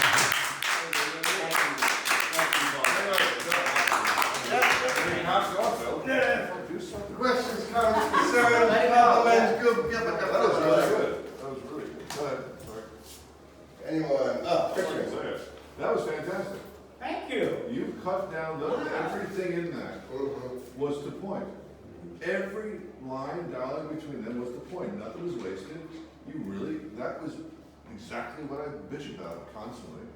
And that was fantastic. I loved it. I watched it every second. There was no wasted word. It was just moment to moment, moment to moment. That was great. Because of you guys. No, that's fantastic. Anyone else? Go ahead. Okay. The relationship is beautiful, it's relatable. I have those relatives, I have Italian friends who are those people who are like my second family growing up. The comedy is great and you're not trying to make it funny, the funny is coming out of the relationship and it's really, really beautiful work, Fran. Great, thank you, Karen. Anyone else? I like seeing this because I feel like it kind of gets in like a nicer, like it leads to the other part, which is the more negative stuff, and in a way that's not so jarring. So it's like, okay, so you see how they are, and you see that your character is like frustrated, and you see that you don't want to like confront it, but then I guess as the play goes on, it becomes something you have to confront. And I think that that's nice because I think it gives good padding to the other scenes, which are arguably more negative in terms of their thought process. Yeah. Anyone else? I'll say that I thoroughly enjoyed it, Fran. I thoroughly enjoyed your acting. I thoroughly enjoyed your acting. And like Christian said, not a single period, comma was wasted. You know, everything was like, and as Carrie said, it's like it just felt like you were watching two people really exist, and it was not. You know, when you forget to bring it in a little bit, it Right. becomes like, oh, I like this, but there's a little too much going on. Yeah, right. In this case, there was 100%, every word was exactly what needed to be said without any wasted words. So kudos on that.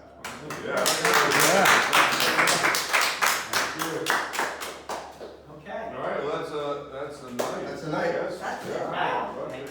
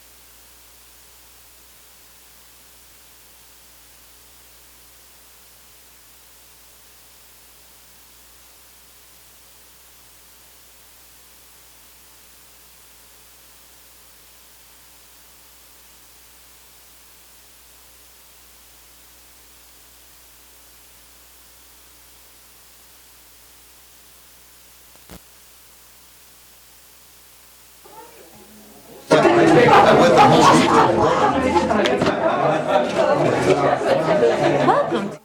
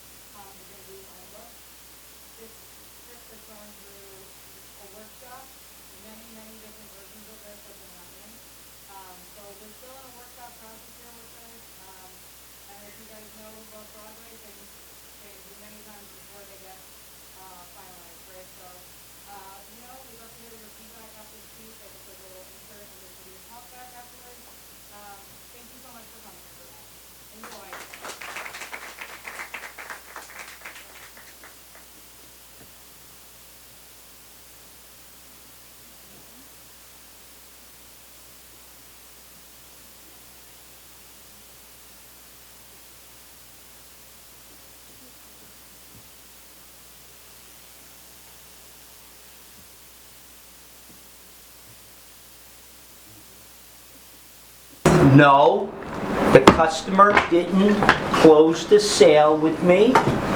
She wants to speak to her wife. Frankie, hi. What's her wife gonna know about virtual reality stuff? You left the door open. Somebody could. Oh, I left it open on purpose. So that if you came in while I was on the phone, I could continue my conversation and you could sit down, thinking ahead. It's an Italian thing. What? Thinking ahead or getting robbed? Oh, funny girl. Sorry I'm late. They kept this over. I don't have much time. Choir night, remember? Oh, yeah, right. And we only have 20 minutes before my brother gets here. You took a lift? Your car's still not ready? Easy, calm down, hon. No. Angela dropped me off. She's coming back in like 5 minutes and pick me up. Yes, not much time before Jimmy comes.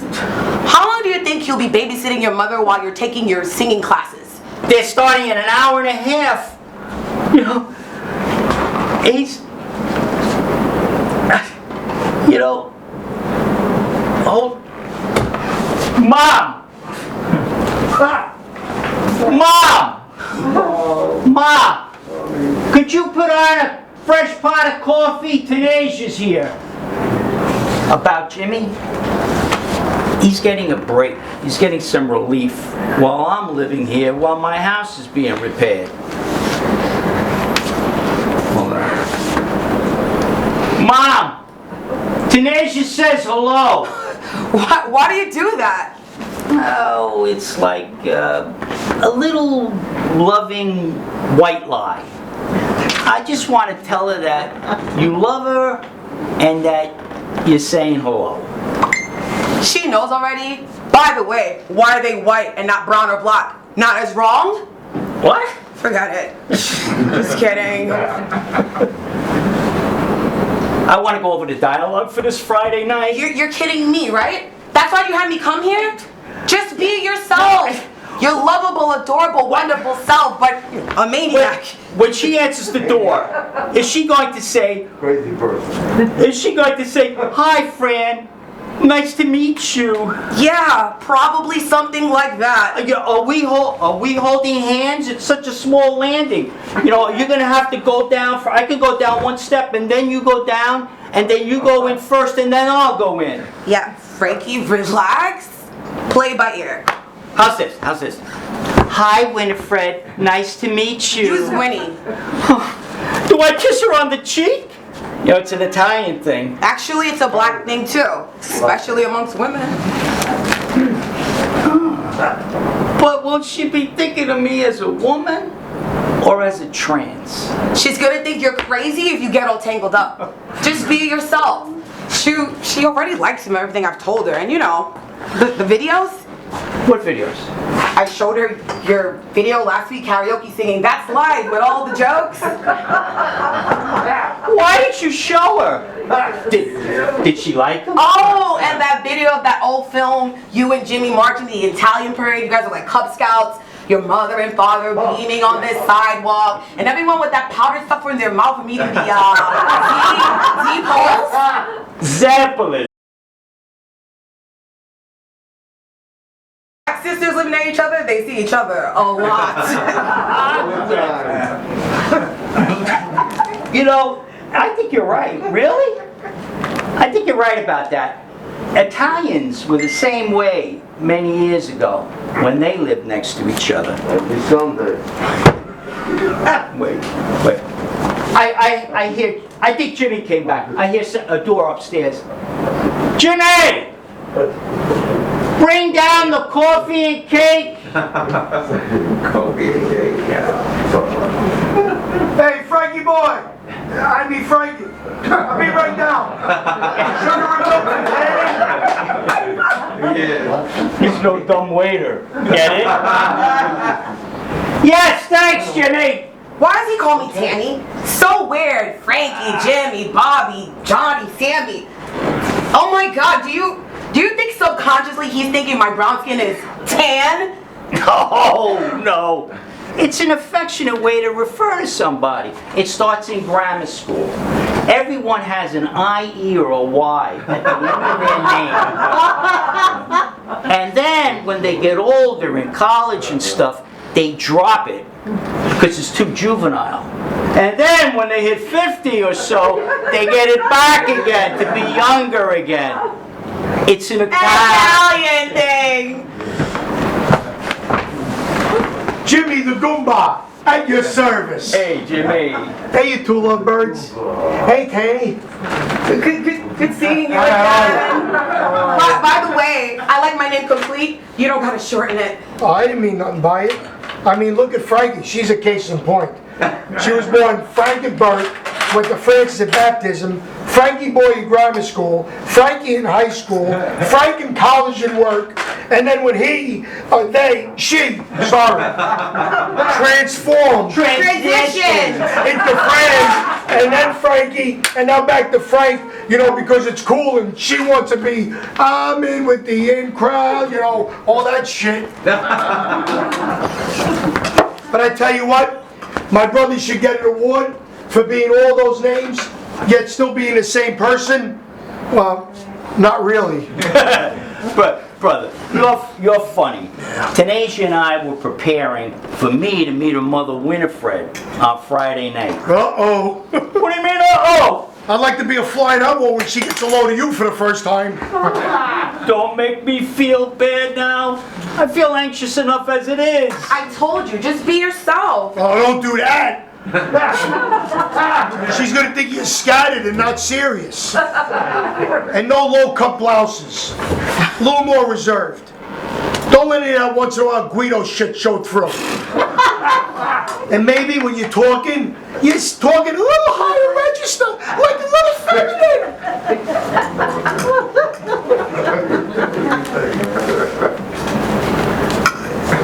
What are you bringing? What do you mean? Well, listen, as your older brother, even though I didn't go to college for all those years like you do, I suggest you bring a cake. It'll show today's mother your loving, feminine, giving self. But make a cake that black people like. There you go. And what kind of cake is that? Chocolate cake with chocolate icing. And vanilla cake is for white people. No! It's because black people like sweets. You know, from cutting down the candy canes in the fields all those years. Watch how you say things. You know, bake a cake. I don't have any time. No eggs, no milk. I can't bake a cake. Better yet, make a lasagna. That'll show Tenacia's mother that you, another female in the house, sharing your heritage.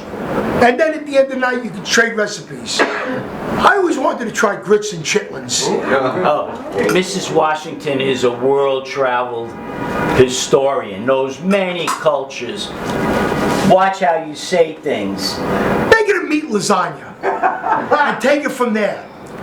Frank, you remember how Mom's lasagna was always commanding attention, right? Oh, yeah, you're right. You know, we gotta go. We gotta go. Tanasia has choir and I have singing lessons. Oh, la-dee-da.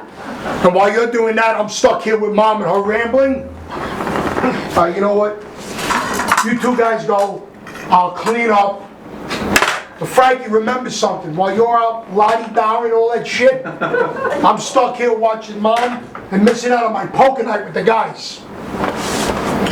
I know.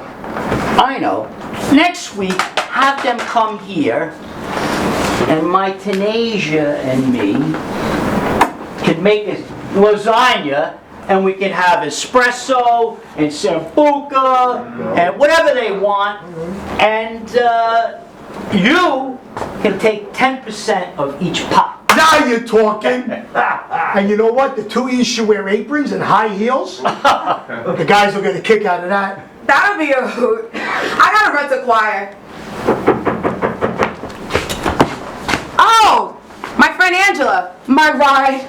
You guys are funny, and I know you aren't really prejudiced. Well, not much, anyways. Easy now. My good friend Angela.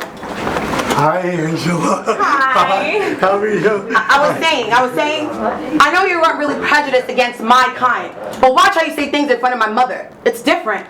How so? She was born in a much different time. Her brother was killed in the Newark riots in '67. When we're with her on Friday evening, be careful how many times you guys say, it's an Italian thing. For her, it may have a different ring. But I mean it in a way that... I know, really. I know your heart. Proud of your heritage, your upbringing, your family's closeness. But so you know, for a listener, each time you say, it's an Italian thing, they may be hearing from you, you're not Italian and you don't really understand. Get what I'm saying, guys? Sure do, hon. Yeah. See you later. Hi, Tanasia. Hey, Angela. Any chance you're Italian? Oh yes, my Yeah? father was born in Provincia Cosenza in Calabria, and my mother was born here, but both her parents are from Calabria too. Wow. Hey, what's your last name? I'll friend you. Oh sure. They're gonna start singing without us. Sure. Gotta go. Spiritiosi, S-P-I-R. What? What? You know what? Let me do it. There you go. Bye. Wow.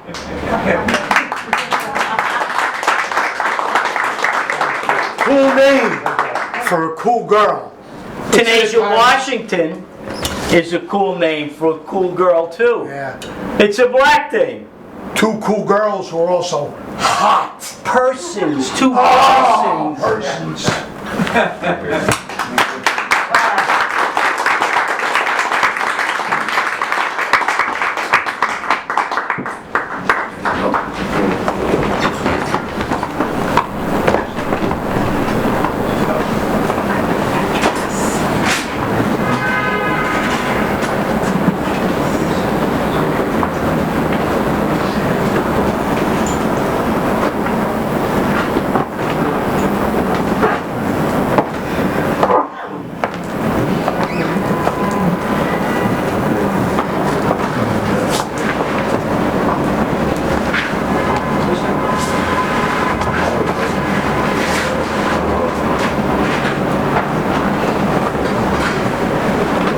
Wow, this house brings back so many memories. What am I saying? Has a lot of character, you know what I mean? Yeah, it's like my dad's house. With such a tight landing, you know? You know what? When she comes to, opens the inside door and comes down, I'll go down one step, and then you come around, and then you go around the storm door, and then go in, okay? Okay. All right? Can I ring Can the you do it with doorbell the thing? now? Yeah. How's my lipstick? Is it all right? Perfect. Come on. Relax.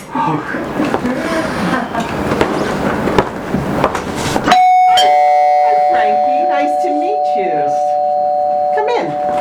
Hi, T. What you got underneath that aluminum foil? Is it a cake? So sweet of you. I hope it's a chocolate cake with chocolate icing.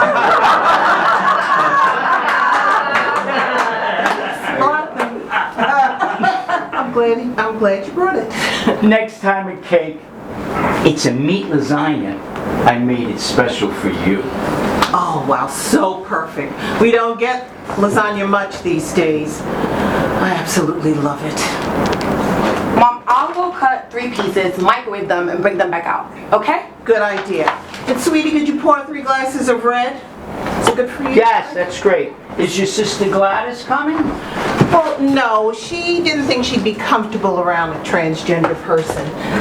But she'll come around. She'll come around if you pass the audition. Oh, I didn't realize there was an audition. You're kidding, right?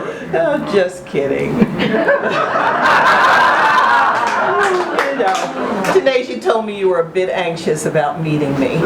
Gladys has to watch her daughter's baby, LaToya. I'll save her a piece and send it to her. You don't know how much homemade lasagna is like gold to us. We lived next to Italians when we were growing up. All right, yeah. And my mom taught me the recipe. And her parents were from Calabria in southern Italy. Okay, well then describe the steps to me. Okay, you get a clear Corningware tray. And you take some olive oil and you spread it on the bottom of the tray, right? And then in a separate large pot, you boil the water for the lasagna. And then you sprinkle in you add some salt, Wait, I've got an idea. I remember things better when there's music or a song. Why don't you sing the recipe to me to the tune of That's Amore? Oh, serious?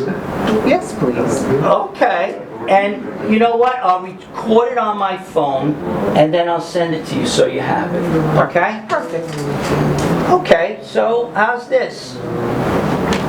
Add a touch of salt and put in the lasagna. Okay? So far? In a separate large pot, make the gravy and sauce. Call it what you want. Don't worry. If you like it, right, I'll make it with you the first time, and I'm sure you'll get it. This smells great. Yo, just to finish the recipe thought though, because I gotta finish it, right? So what you do with the meat, you put the meat in a frying pan, and you cook it through and through. And the meat would be chopped meat. You're gonna have some pork, sausage, and after that's all done, then you put that in the pot with the gravy, or sauce, whatever you call it, right? And then you get your tray, you put a layer of lasagna strips. You're really making a lasagna building. And then you put the meat, you spread it evenly, and then you put some chopped mushrooms, chopped peppers, chopped olives, and you spread that there too. Then another layer of lasagna, and then you put more, and then you're building it. And then when you get to the roof, you get extra sauce or gravy, and you put it on the top of the roof as a finishing touch. Bon appetito! Oh, Frankie, let's eat now. You can finish explaining to me that. Okay. Mom, Frankie is an excellent cook. Learned from her mother. You live with your mom? No. Well, just while my house is being repaired. My brother Jimmy lives with her. Mom, you have to see them together. Her brother is a riot. Poor choice of words. Well, this tastes delicious. This really is a wonderful lasagna that you have here. You know what, Tanasia? You are a lucky girl. You got a cook, and you can, in addition, you can swap clothes and expand your wardrobe. But Frankie, I've got to be honest with you. Oh, okay. You don't look like I expected you to. No. You're not overdone or fake. You certainly don't sound like I thought you would. Your voice seems natural, even a little husky, sexy. You're very warm, approachable. Oh, Mom. Oh. Did you two collude beforehand to just make me feel good?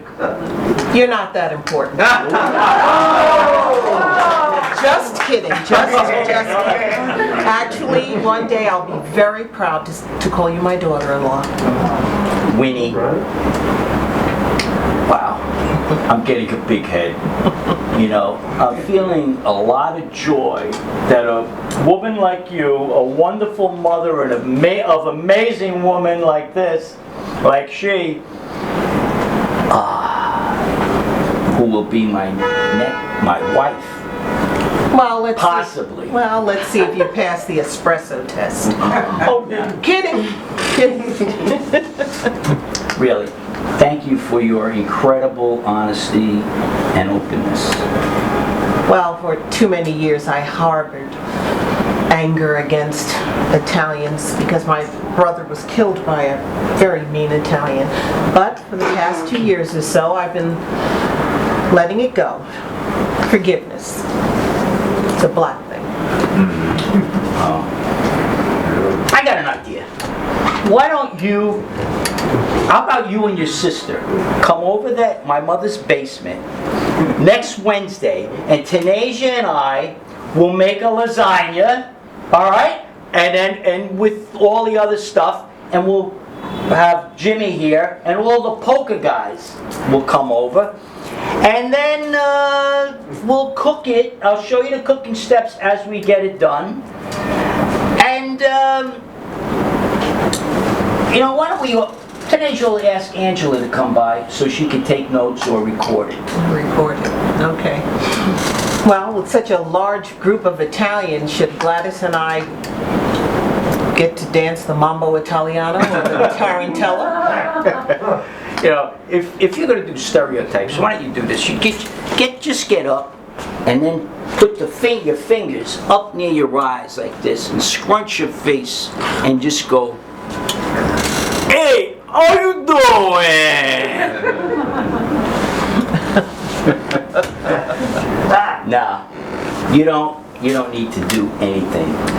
All you need to do is relax and be your wonderful selves. Salute. Salute.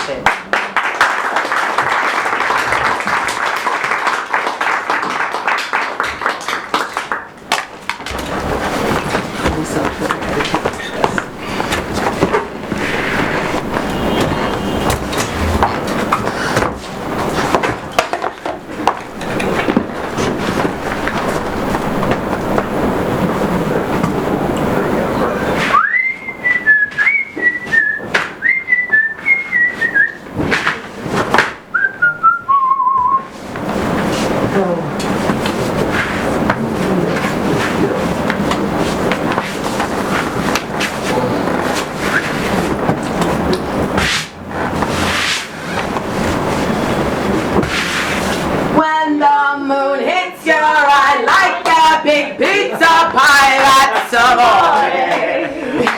When the sun starts To shine like you had too much wine. It's lasagna and it's a morning. Hi, Angela. Good to see you. I'm ready. You ready? That's the best news I heard all day. Ready to make lasagna. Sorry. I mean. Hi, Jimmy. Hi, Frankie. This is my mother, Winnie, and her sister, Gladys. Hi. Good to see you. Oh, I'm so glad all you girls, women, whatever, are here. Oh, Gladys, Frankie is a very good cook. Wasn't that lasagna I gave you delicious? Oh, you You really know- mean delicioso. Excellente. I took Italian in high school. I don't remember what. I know why. It was that cute Italian boy, Johnny G, with the black hair. Oh, yeah, you remember, sis, because you liked him too, a little too much. It was my first taste of Italian. Oh, watch it now. You're gonna get Angela blushing. Oh, stop it. I didn't mean that taste. I meant food taste. Oh, his cousin Carmela, she made the most incredible lasagna. You know, Carmela's my mother's name. She's napping upstairs. You'll get to meet her later. Her caregiver took her out today and she's just exhausted. Well, I look forward to meeting your mother. I see her photo on the counter. Frankie, what can we get started with? We should have teams, okay? All right. You, right? You and Jimmy and Angela. All right. You go over to the counter and you get the salad ready, and the side dish of broccoli rabe. All right. And then you get the pot full of water for the lasagna and all of that. And then get a table near the furnace ready. All right. A long table. And then me and Winnie and Gladys, we'll do over here, we'll start the lasagna. We'll start making the lasagna. All right. So, And I'm going to record it where it is. Here it is. I'm going to record it on my phone. Last time I didn't get to do that. okay, well, that sounds right? great. You know, this is nice. Two cultures getting together to break bread. Oh, you mean men and women? No, African Americans and Italian Americans. In honor of Johnny D. No, actually in honor of Tyrone. Let's say a prayer. Why'd you bring that up? It's a long time going under the bridge. Remember, we all forgave that cop right there at Tyrone's funeral. I may have chanted those words with Pastor Kyle. I forgive them, but it still pains my heart. Mom, what are you doing? Where did you just go just now? We're here at Frankie's mother's house making lasagna. It pains me deeply how those cops treated Tyrone and his friends while the four of them were laying dying in the street, blood pouring out of them. And that cop, Tony, with the snide look on his face, while he kicked Tyrone and Winston over to see if they were still breathing. He was my brother too, but you gotta let that go, sis. And when he saw Tyrone was breathing, he shot him again. Whitney, that was then. This is now. These Italians are different. You see that, don't you? I see. Yeah, sure. Frankie and Jimmy, I'm sorry I have to leave. I'm overwhelmed right now. Mom, why don't you go lay down on the couch for like an hour? My head is banging. I see those damn Italians and Mix pushing back the crowd like the crowd had no right to be upset. Those WAP cops, they ruled that Newark neighborhood like they were God's gift to mankind.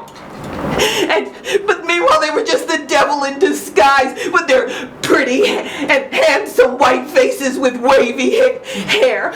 Mom, stop.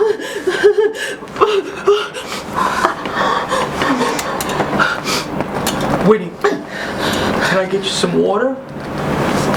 No, damn it! I want my brother Tyrone back. I want his children to have their father and Susan to have her husband. I want my friends and family to be treated like we're humans and not some animals of a lesser kind. I want people to smile at me when they meet me in the street instead of giving me that haunted look like, I'm sorry for your being black. Winnie, I'm so sorry for what you Don't you say anything to me unless you're ready to apologize for what your kind did to my kind for so long. Gladys, I'm sorry. I didn't mean to ruin your evening. I intended to come here and have a good time with you all, and the anger consumed me, and it got the better of me. Huh?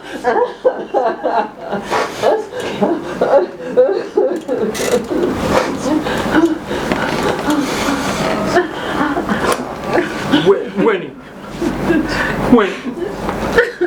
Hold my hand. Hold my hand. Theater. And here we are years later, still able to see and notice a good-looking Italian guy when we see one. That's right, sis. It's a black thing.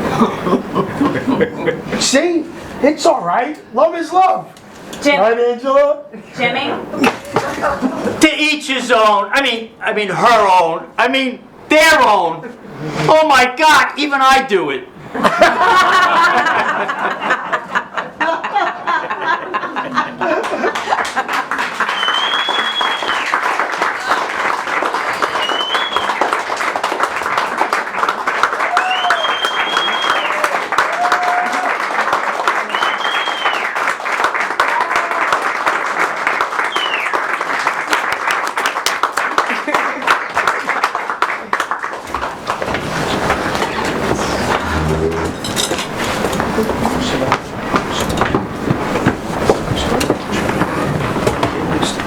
Hello, everyone. My name is Jeff Rocco. You met me as you came in. This is the first time this show has been seen live in front of people. So congratulations, you're the very first. Yes, that's a good thing.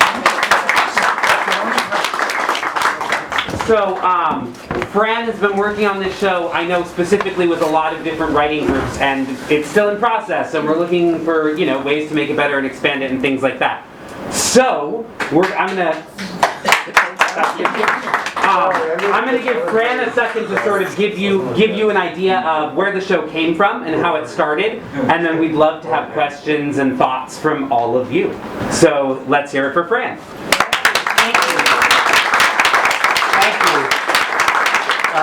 There are several writing groups and acting groups that I belong to, and then many of the people I'm friends with, and so I'm influenced by lots of different things. But specifically, the Brazen Giant Ensemble, which was meeting on McDougal Street in the city, and it was headed by Christian Khyber and Bill Sorvino. And it's a great group of actors and directors and producers and writers. I encourage you to check it out. You could bring in material. We all help each other out to really fine-tune it and work with it. And then what I did is I took, and they helped me out tremendously, and I would record various different workshops. And then at the same time, I was doing a show here at the Episcopal Actors Guild called Judging People Unfairly. And it put me more in touch with DEI, diversity, equity, and inclusion. And I got so involved in it, and I realized some of my own inner racism, some of my own prejudice against people. So I felt that the best way to really perhaps make change, or at least make my own personal growth and change, would be if I wrote it, because I've been a writer all my life. And so that's what started, how this place started. And then I asked, because I'd known Jeff and Dakota from the Harrison Players group, we were in a play called Maine together, and I'm going on too long, I know, but it all was like you stir it with the spoon in the pot, you know? And when I was doing that, I sent them the script, and I think I sent it the Zoom reading as well, and the Zoom reading that we did at the Episcopal Actors Guild. And some of the actors I want to mention who were very instrumental in getting this more on its feet is the person who played Jimmy that Gene DiNapoli is playing, was played by Ernie Mignon. Is Ernie in the audience? Raise your hand, Ernie. Ernie, stand up. Oh, you all standing up. Ernie's a fabulous actor. We worked on many things together, and in fact, a couple of other things that way. And then the person that's Alyssa is playing Alyssa Parmigiano. What a beautiful name, right? She is playing Angela, and then that person was played by Marcy. Marcy, are you here? Yeah, we're here. Marcy's right there. Marcy Opino. And I was but we had some issues about, you know, I don't want to go into the bureaucracy, but Actors Equity and Screen Actors Guild or whatever, so we couldn't use them, so we had to go non-union, you know, and everyone. So then I sent this script to Jeff, and I think I sent an earlier version along with that, and he liked it, and then Dakota liked it, and it touched some points that they felt were important. It had some complexity. And another person who was very instrumental with me in the Actors Studio, which is a once-a-month acting class at Episcopal Actors Guild. Phenomenal class. Anybody an actor or want to become an actor? Peter Von Berg heads that up, leads that group. Is Peter in the audience? No, Peter's not in the audience. I think he was supposed to. And Peter and the people in that group really liked it, the version that we did, and that was with Marcy and with Ernie. So now let's talk about this version. Yes. All right. Awesome. So now we're into this version. All right. Okay. DJ, can you just time for me? Awesome. So anyone with a question or a thought, raise your hand. Stand up. Right over here. Come on up. Oh, so you want to? You can stand. I still have the pandemic wait. I want to know, fabulous, everybody. Oh, thank you. How much of it was true to life when you wrote it? How much was true to life? What's true to life is that I grew up as what's true to life is like the underlying messages and everything to get rid of some of the prejudice and racism. Or when I grew up, I was against gay people, even though I'm trans. I grew up that way because I grew up in this very stifling Italian American. I love Italian Americans, don't get me wrong. I love my father and my grandfather and everything, but they were also prejudiced not only against gays, but against blacks and against Spanish and Irish, everything that wasn't Italian. So I grew up in this very sheltered environment. And I thought I got rid of it in college and all of that, but I hadn't. And so when what's true to life is Jimmy's true to life. Tanasia is true to life. I had a girlfriend when I was 9 years old, when I was in 9th grade rather, who was black. I had a girlfriend who was black, and it was very different because we only had a very small percentage of our class was black, and at that time was very different. So I don't have currently, you know, a person many years younger than me, you know, who's black as a girlfriend, and so this is really more of a concoction, this story, although it draws, because of the messaging, I think that draws from my own personal experience. There you go. Does that answer it? Yes, absolutely. Fran, first of all, loved it. Love the casting. Cat's so great. Thank you. This is really. You're welcome. Maybe this is a question for us. I don't know. Fran, how much, I did the Judging People Unfairly with you, that new thing. Yes. So how much of your trans experience extends over into the kind of racial polarization that people have for each other based on the cultures that they come from? I think that's an excellent question, and what I've been finding, and I don't think this is exposed enough or dealt with enough, and I'm hoping this play does it a bit better, is that people that are racist against blacks or Hispanics are also judgmental against gays or against disabled people. Some of those judging, it's really a judging thing. And when we find out, just like they say, bullies are bullies because they were bullied. And people who express that kind of hatred and racism and prejudice and stuff, it's because they may have experienced it or they're secretive about it. In my own experience, I was very secretive about being a transgender person. I only started living as a transgender, as female, 10 years ago.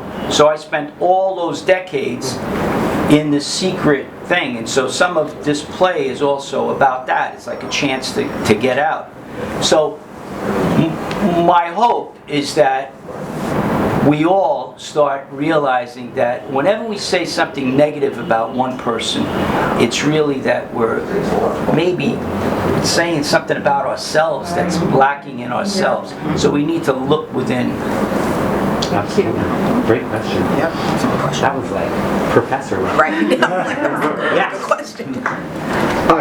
This is an amazing cast you have to say that again. Oh, it was such a great experience saying this. I want to ask you, Fran, and maybe the others, some of the jokes were sort of stereotypical. Are you prepared to get feedback about people saying that these jokes aren't good? Because I wrote a screenplay and I made a couple of transgender jokes, and the actors were like, "Oh, these jokes, they're funny jokes, and I think they're funny, and I'm transgender." But like, "Oh, I like transgender people. You can't have this joke, and that's wrong." Oh, no, it's a joke. It's the comedy. Are you afraid when somebody says, "Oh, we don't like this play because you joked about stereotypes"? I think that's fine. Pass that to Dakota. I'm sorry. No, you're fine. Because she's. I think that every single person in the show who's not black is actually Italian. So I think that and so many times when you're doing theater, you're substituting people. Oh, well, that'll be good enough. So to have this kind of authentic experience and to laugh at ourselves, there are so many things in this, even small little things that are I said last night, not really Italian, but Italian American, like Bronx. Like it's very, very specific. And we all understand where all of it's coming from. And if you can't laugh, at yourself, that's sort of, I even kind of threw in, I think if we're gonna go there, sometimes you do have to kind of go there. For Jimmy, you have to have him as a character, and the feedback is probably gonna be that he's racist, he has.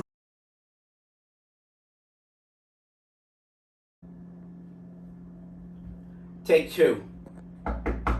That could be Tanasia with her family wondering where I am and wanting to meet you. I hope it's not Aunt Sophie. God forbid. I think it's your Aunt Sophie, and she's early. Frankie girl, looking good though. Aunt Sophie. Did you tell him? Huh? Sure did. Go ahead. So here's the deal, Frankie. After I thought this over and over and over, I think you're making a big mistake getting too serious with this girl. You shouldn't have been in the bud, and your mother agrees. Aunt Sophie, with all due respect, you didn't even meet her yet. Tanasia's a lovely girl, and we are in love. Give her a chance. I was telling Frankie, it's not just because Tanasia is black, but it's the whole package of Frankie being so much younger and also trans. And really, how could it ever work, especially over a long period of time? Carmela, I've been trying to tell you this for months from Florida. And her too. This must be Tanasia wondering where I am. They've been making lasagna downstairs with your recipe, Mom, and the poker guys are here. They're due here soon. Tan Asian girl too? Who? What lasagna? Not Tan Asian. Her name is Tanasia. Okay. Okay. Oh, how nice. Tanasia's giving you the stuff they didn't use. You said black, but deep black? Oof. Ah. Aunt Sophie, this is Jennifer, my mother's wonderful caregiver from Ghana. Just came from the store. Ghana what? Oh, she does seem to be a nice girl, but Frankie, not your This type. is not Tanasia. This is Jennifer. Frankie, I like to bring my mother and her sister Gladys up to meet your mother. Is that okay? Why not? Could be the most fun I've had in months. Bring up some of that lasagna so Sophie can taste Italian meat lasagna made with black hands. It's the black hand? But we're Calabrese, not Sicilian. God forbid. No, forget it. It was a joke because their hands are black. You can't joke like that. We'll hurt their feelings thinking they're mixed up with the mafia. Stop. I hear them on the steps. Okay, let's have a party. Let me introduce you all. This is... That's it.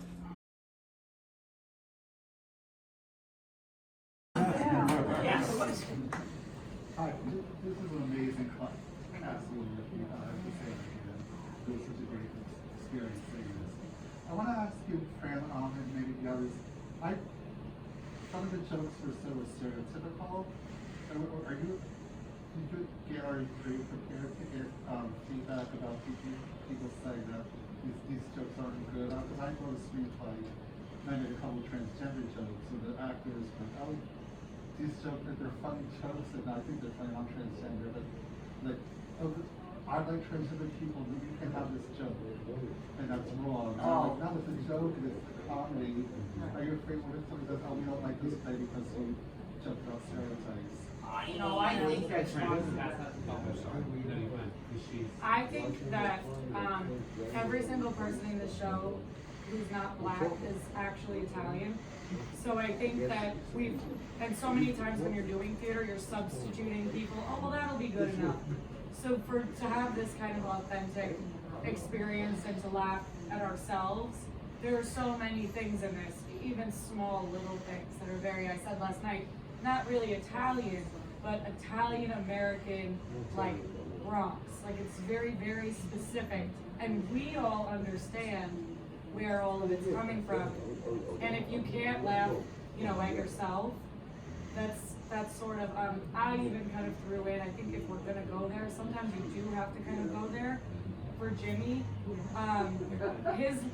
you have to have him as a character, and the feedback is probably gonna be that he's racist, he has borderline some women problems.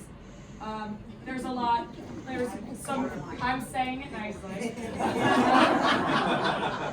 But there's gonna be characters that are flawed and that we're not saying emulate that, right? But there's parts of everyone in this play that are good and bad.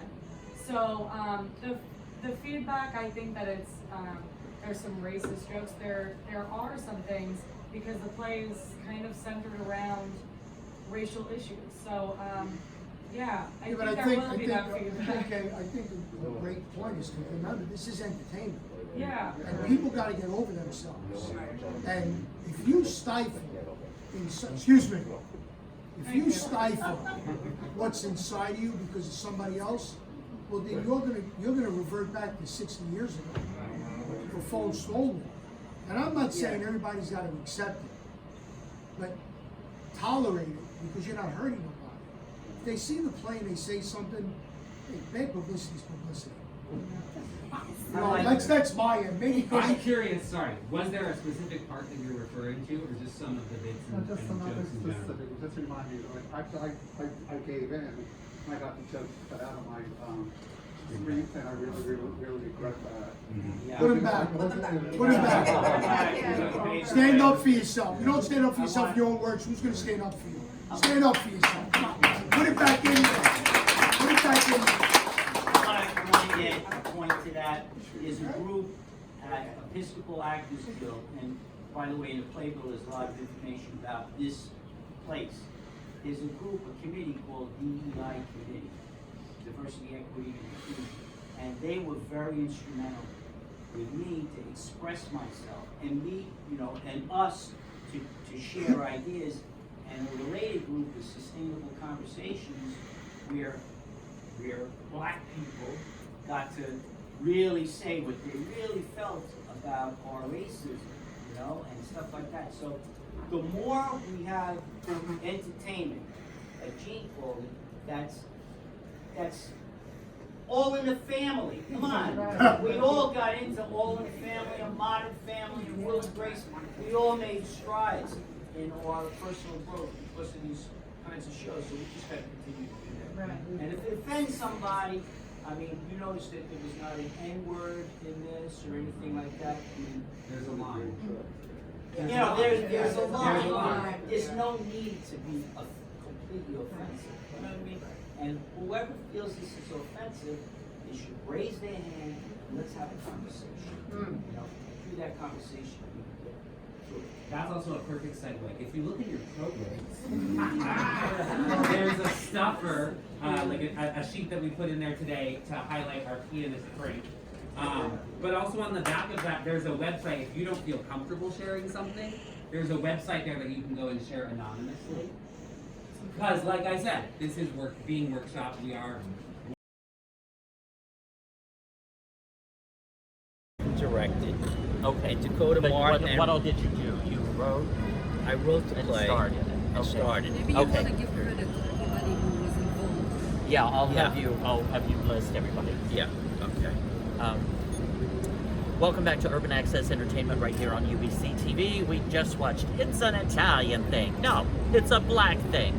And I'm here with the writer and star, the fabulous Fran Sisco. How are you? Good, Tim. How are you? It Good. was so good completing this second night of our play. Yes, I mean, Yeah. you literally pretty much just walked off stage. What do you mean?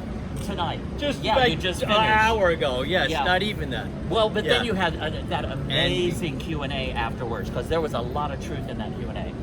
I felt that. I still feel that so much of my past is coming up right up here. Yeah. And it did during the performance. Did you feel that? Yes, absolutely. That it was maybe choking me up in a couple of places and stuff like that. Absolutely. Play means a very lot to me. Uh-huh. Because I think it could help people get better in touch with each other. You know, not just between blacks and whites, you know, Italians and African Americans, but also appreciating trans people and LGBT people. You know, there was a disabled lot of subject matter going on there. Yes, definitely. Yes, one of the very positive things I've heard about the play is that the way it does it is just as a story, as Jeff Rocco was telling you earlier. It's just about like meeting the parents, you know, Yeah, right. and the nervousness about that. But again, just that we're all the same.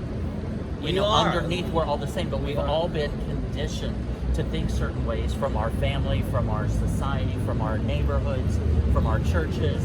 And it's a matter of just kind of stripping ourselves down to our raw humanity, and that's where we will find we're all exactly the same. Yes, we definitely are all the same, and yet we have these differences that we just should acknowledge, and it's okay to have differences. Absolutely. So the whole thing about DEI, diversity, equity, and inclusion, is that the more that we are diverse and include other people, the richer the whole becomes. Absolutely. So we're all the same, but yet when we add another one, gee, I didn't know about that part of living, and I didn't know about that part. Now all of a sudden, the whole is greater than the sum of the parts type of thing. Yeah, absolutely. You know? And also, our differences are what makes life exciting, what makes life interesting. Absolutely. There was a sense of discovery, even for me writing the play, because I went into these cultures more than I would say normally not in my everyday, and I wanted to do justice to each of the cultures. Yeah. And as you know, there was that very dramatic moment in the play. Yes. I wanted to write it as a comedy, but after I finished it as a comedy, I felt I need to have a dramatic moment. Yeah. Then that worked very well. Thank you. And then there's a prayer in it, and feel like we're closing down. And I didn't want to close it that way. I wanted to close it with comedy. Yeah, and which was great. Yeah. And it showed that some of us were about to change positively. Yes. And grow, but maybe not. Yeah, you know but it'll take a little work. Yeah, it'll take a little work. That's what it is. We all need so much work, and I was so honored to work with this group of actors. Well, I was just going to say, can you just give us a quick list of the actors? Yeah, Amelia Anderson played Winnie. Yes. An older African American, and the mother of my girlfriend, who was played by Tahira. She played Tanisha. Yep. And Tanisha was my younger, non-binary, pansexual, black African American girlfriend. Very different than me, and I was very anxious about what her mother would think of that. And then my older brother Jimmy, who lives, guess where, in my mother's basement, right? He was played by Jean DiNapoli, who did a wonderful job. Everyone did. Alyssa Palmaggiato. I mean, imagine having that name, and we're talking about lasagna, right? Yes. Which was in the play, and actually the recipe is sung in the play. Oh, it's great. And I'm so hungry for lasagna, for some Italian lasagna right now. Right. Wait, maybe you could join us for the after party, and maybe they can make it special for us. All right. Well, we'll see. So, you've got me considering that. So then I want to say that Gladys, the sister of Winnie, who they're very tight. They live in the same neighborhood as many Italian people did many decades ago, as referred to in the play. She was played by Tamika Haywood. Tamika Haywood, and she did a phenomenal job. All of them did. And Alyssa, by the way, this was her first production out of graduating from performing arts. Oh my goodness! And so she's now on stage. She spent all this time kind of on Zoom and stuff. Yeah, she was saying, didn't she graduate, or she did her final test on Zoom online? On Zoom online, right? Goodness. So in now theater, and now to be with a group of people right here. I also want to say that this is a work in progress. These are the first 2 nights.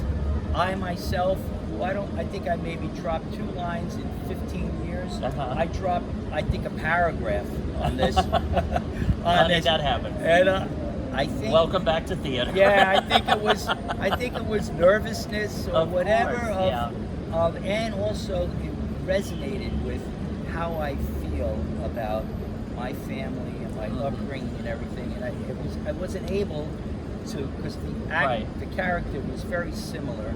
To myself. Right. Being a trans Now, person. who directed and produced? The production was by Jeff Rocco. Yeah. Okay. And it's Chill Bucket Productions. He's the producer, the individual who did it. Okay. And that company is owned by Jeff Rocco and Dakota Martin. And Dakota directed it. Nice. Fabulous direction. Yeah. We always felt that we were clued in with whatever was happening. We would huddle together, support each other. The notes were phenomenal. The blocking notes were great. We felt like a wonderful team. We did 4 rehearsals, 1 meet and greet, and then 3 rehearsals on Zoom. And then we did 3 in-person rehearsals here. Nice. This week. Yeah, right. And it was great. And it's great space here at the Episcopal Actors Guild. I was at 1 East 29th Street, in New York. And this is the first production of many that they do. This is the first production. First one back. First one back. and I'm a member here, and I was so pleased because I'm on the DEI committee here, and this play actually came out of my wanting to write something and put, instead of just it in a seminar or a workshop or a discussion, I wanted to get it out there so maybe it could grow. Yeah, absolutely. And help people change. Well, or I have a reflect. feeling. I have a feeling that there's going to be a lot of growth and a lot of educating. And again, the thing is that you touched on so many different subjects that need to be talked about now. And it's so important, and you've opened the discussion. So thank you very much for that. You know what I thought of this morning? It's maybe too new of an idea to even say, but I thought what a wonderful class this could be in college. Yes, that absolutely. This play is done in class, and it triggers all of these different discussions. Absolutely. Of nationalities and racial differences, and gender and sexuality and stuff like that. So I'm going to look into that and see if I could possibly get this play as a course in some of the colleges. I think that is wonderful. Well, I am here with my good friend Fran Sisco, and the name of the show that is in workshop right now is It's an Italian Thing. No, it's a black thing. I love saying that title. It's fabulous. Thank you. Let's say it together, all right? Okay. It's an Italian thing. No, it's a black thing. Thank you so much, Tim. Oh, mwah. I Thank just you love and so adore much. you. This is Tim Moss from Urban Thank you. Access Entertainment right here on UBC TV.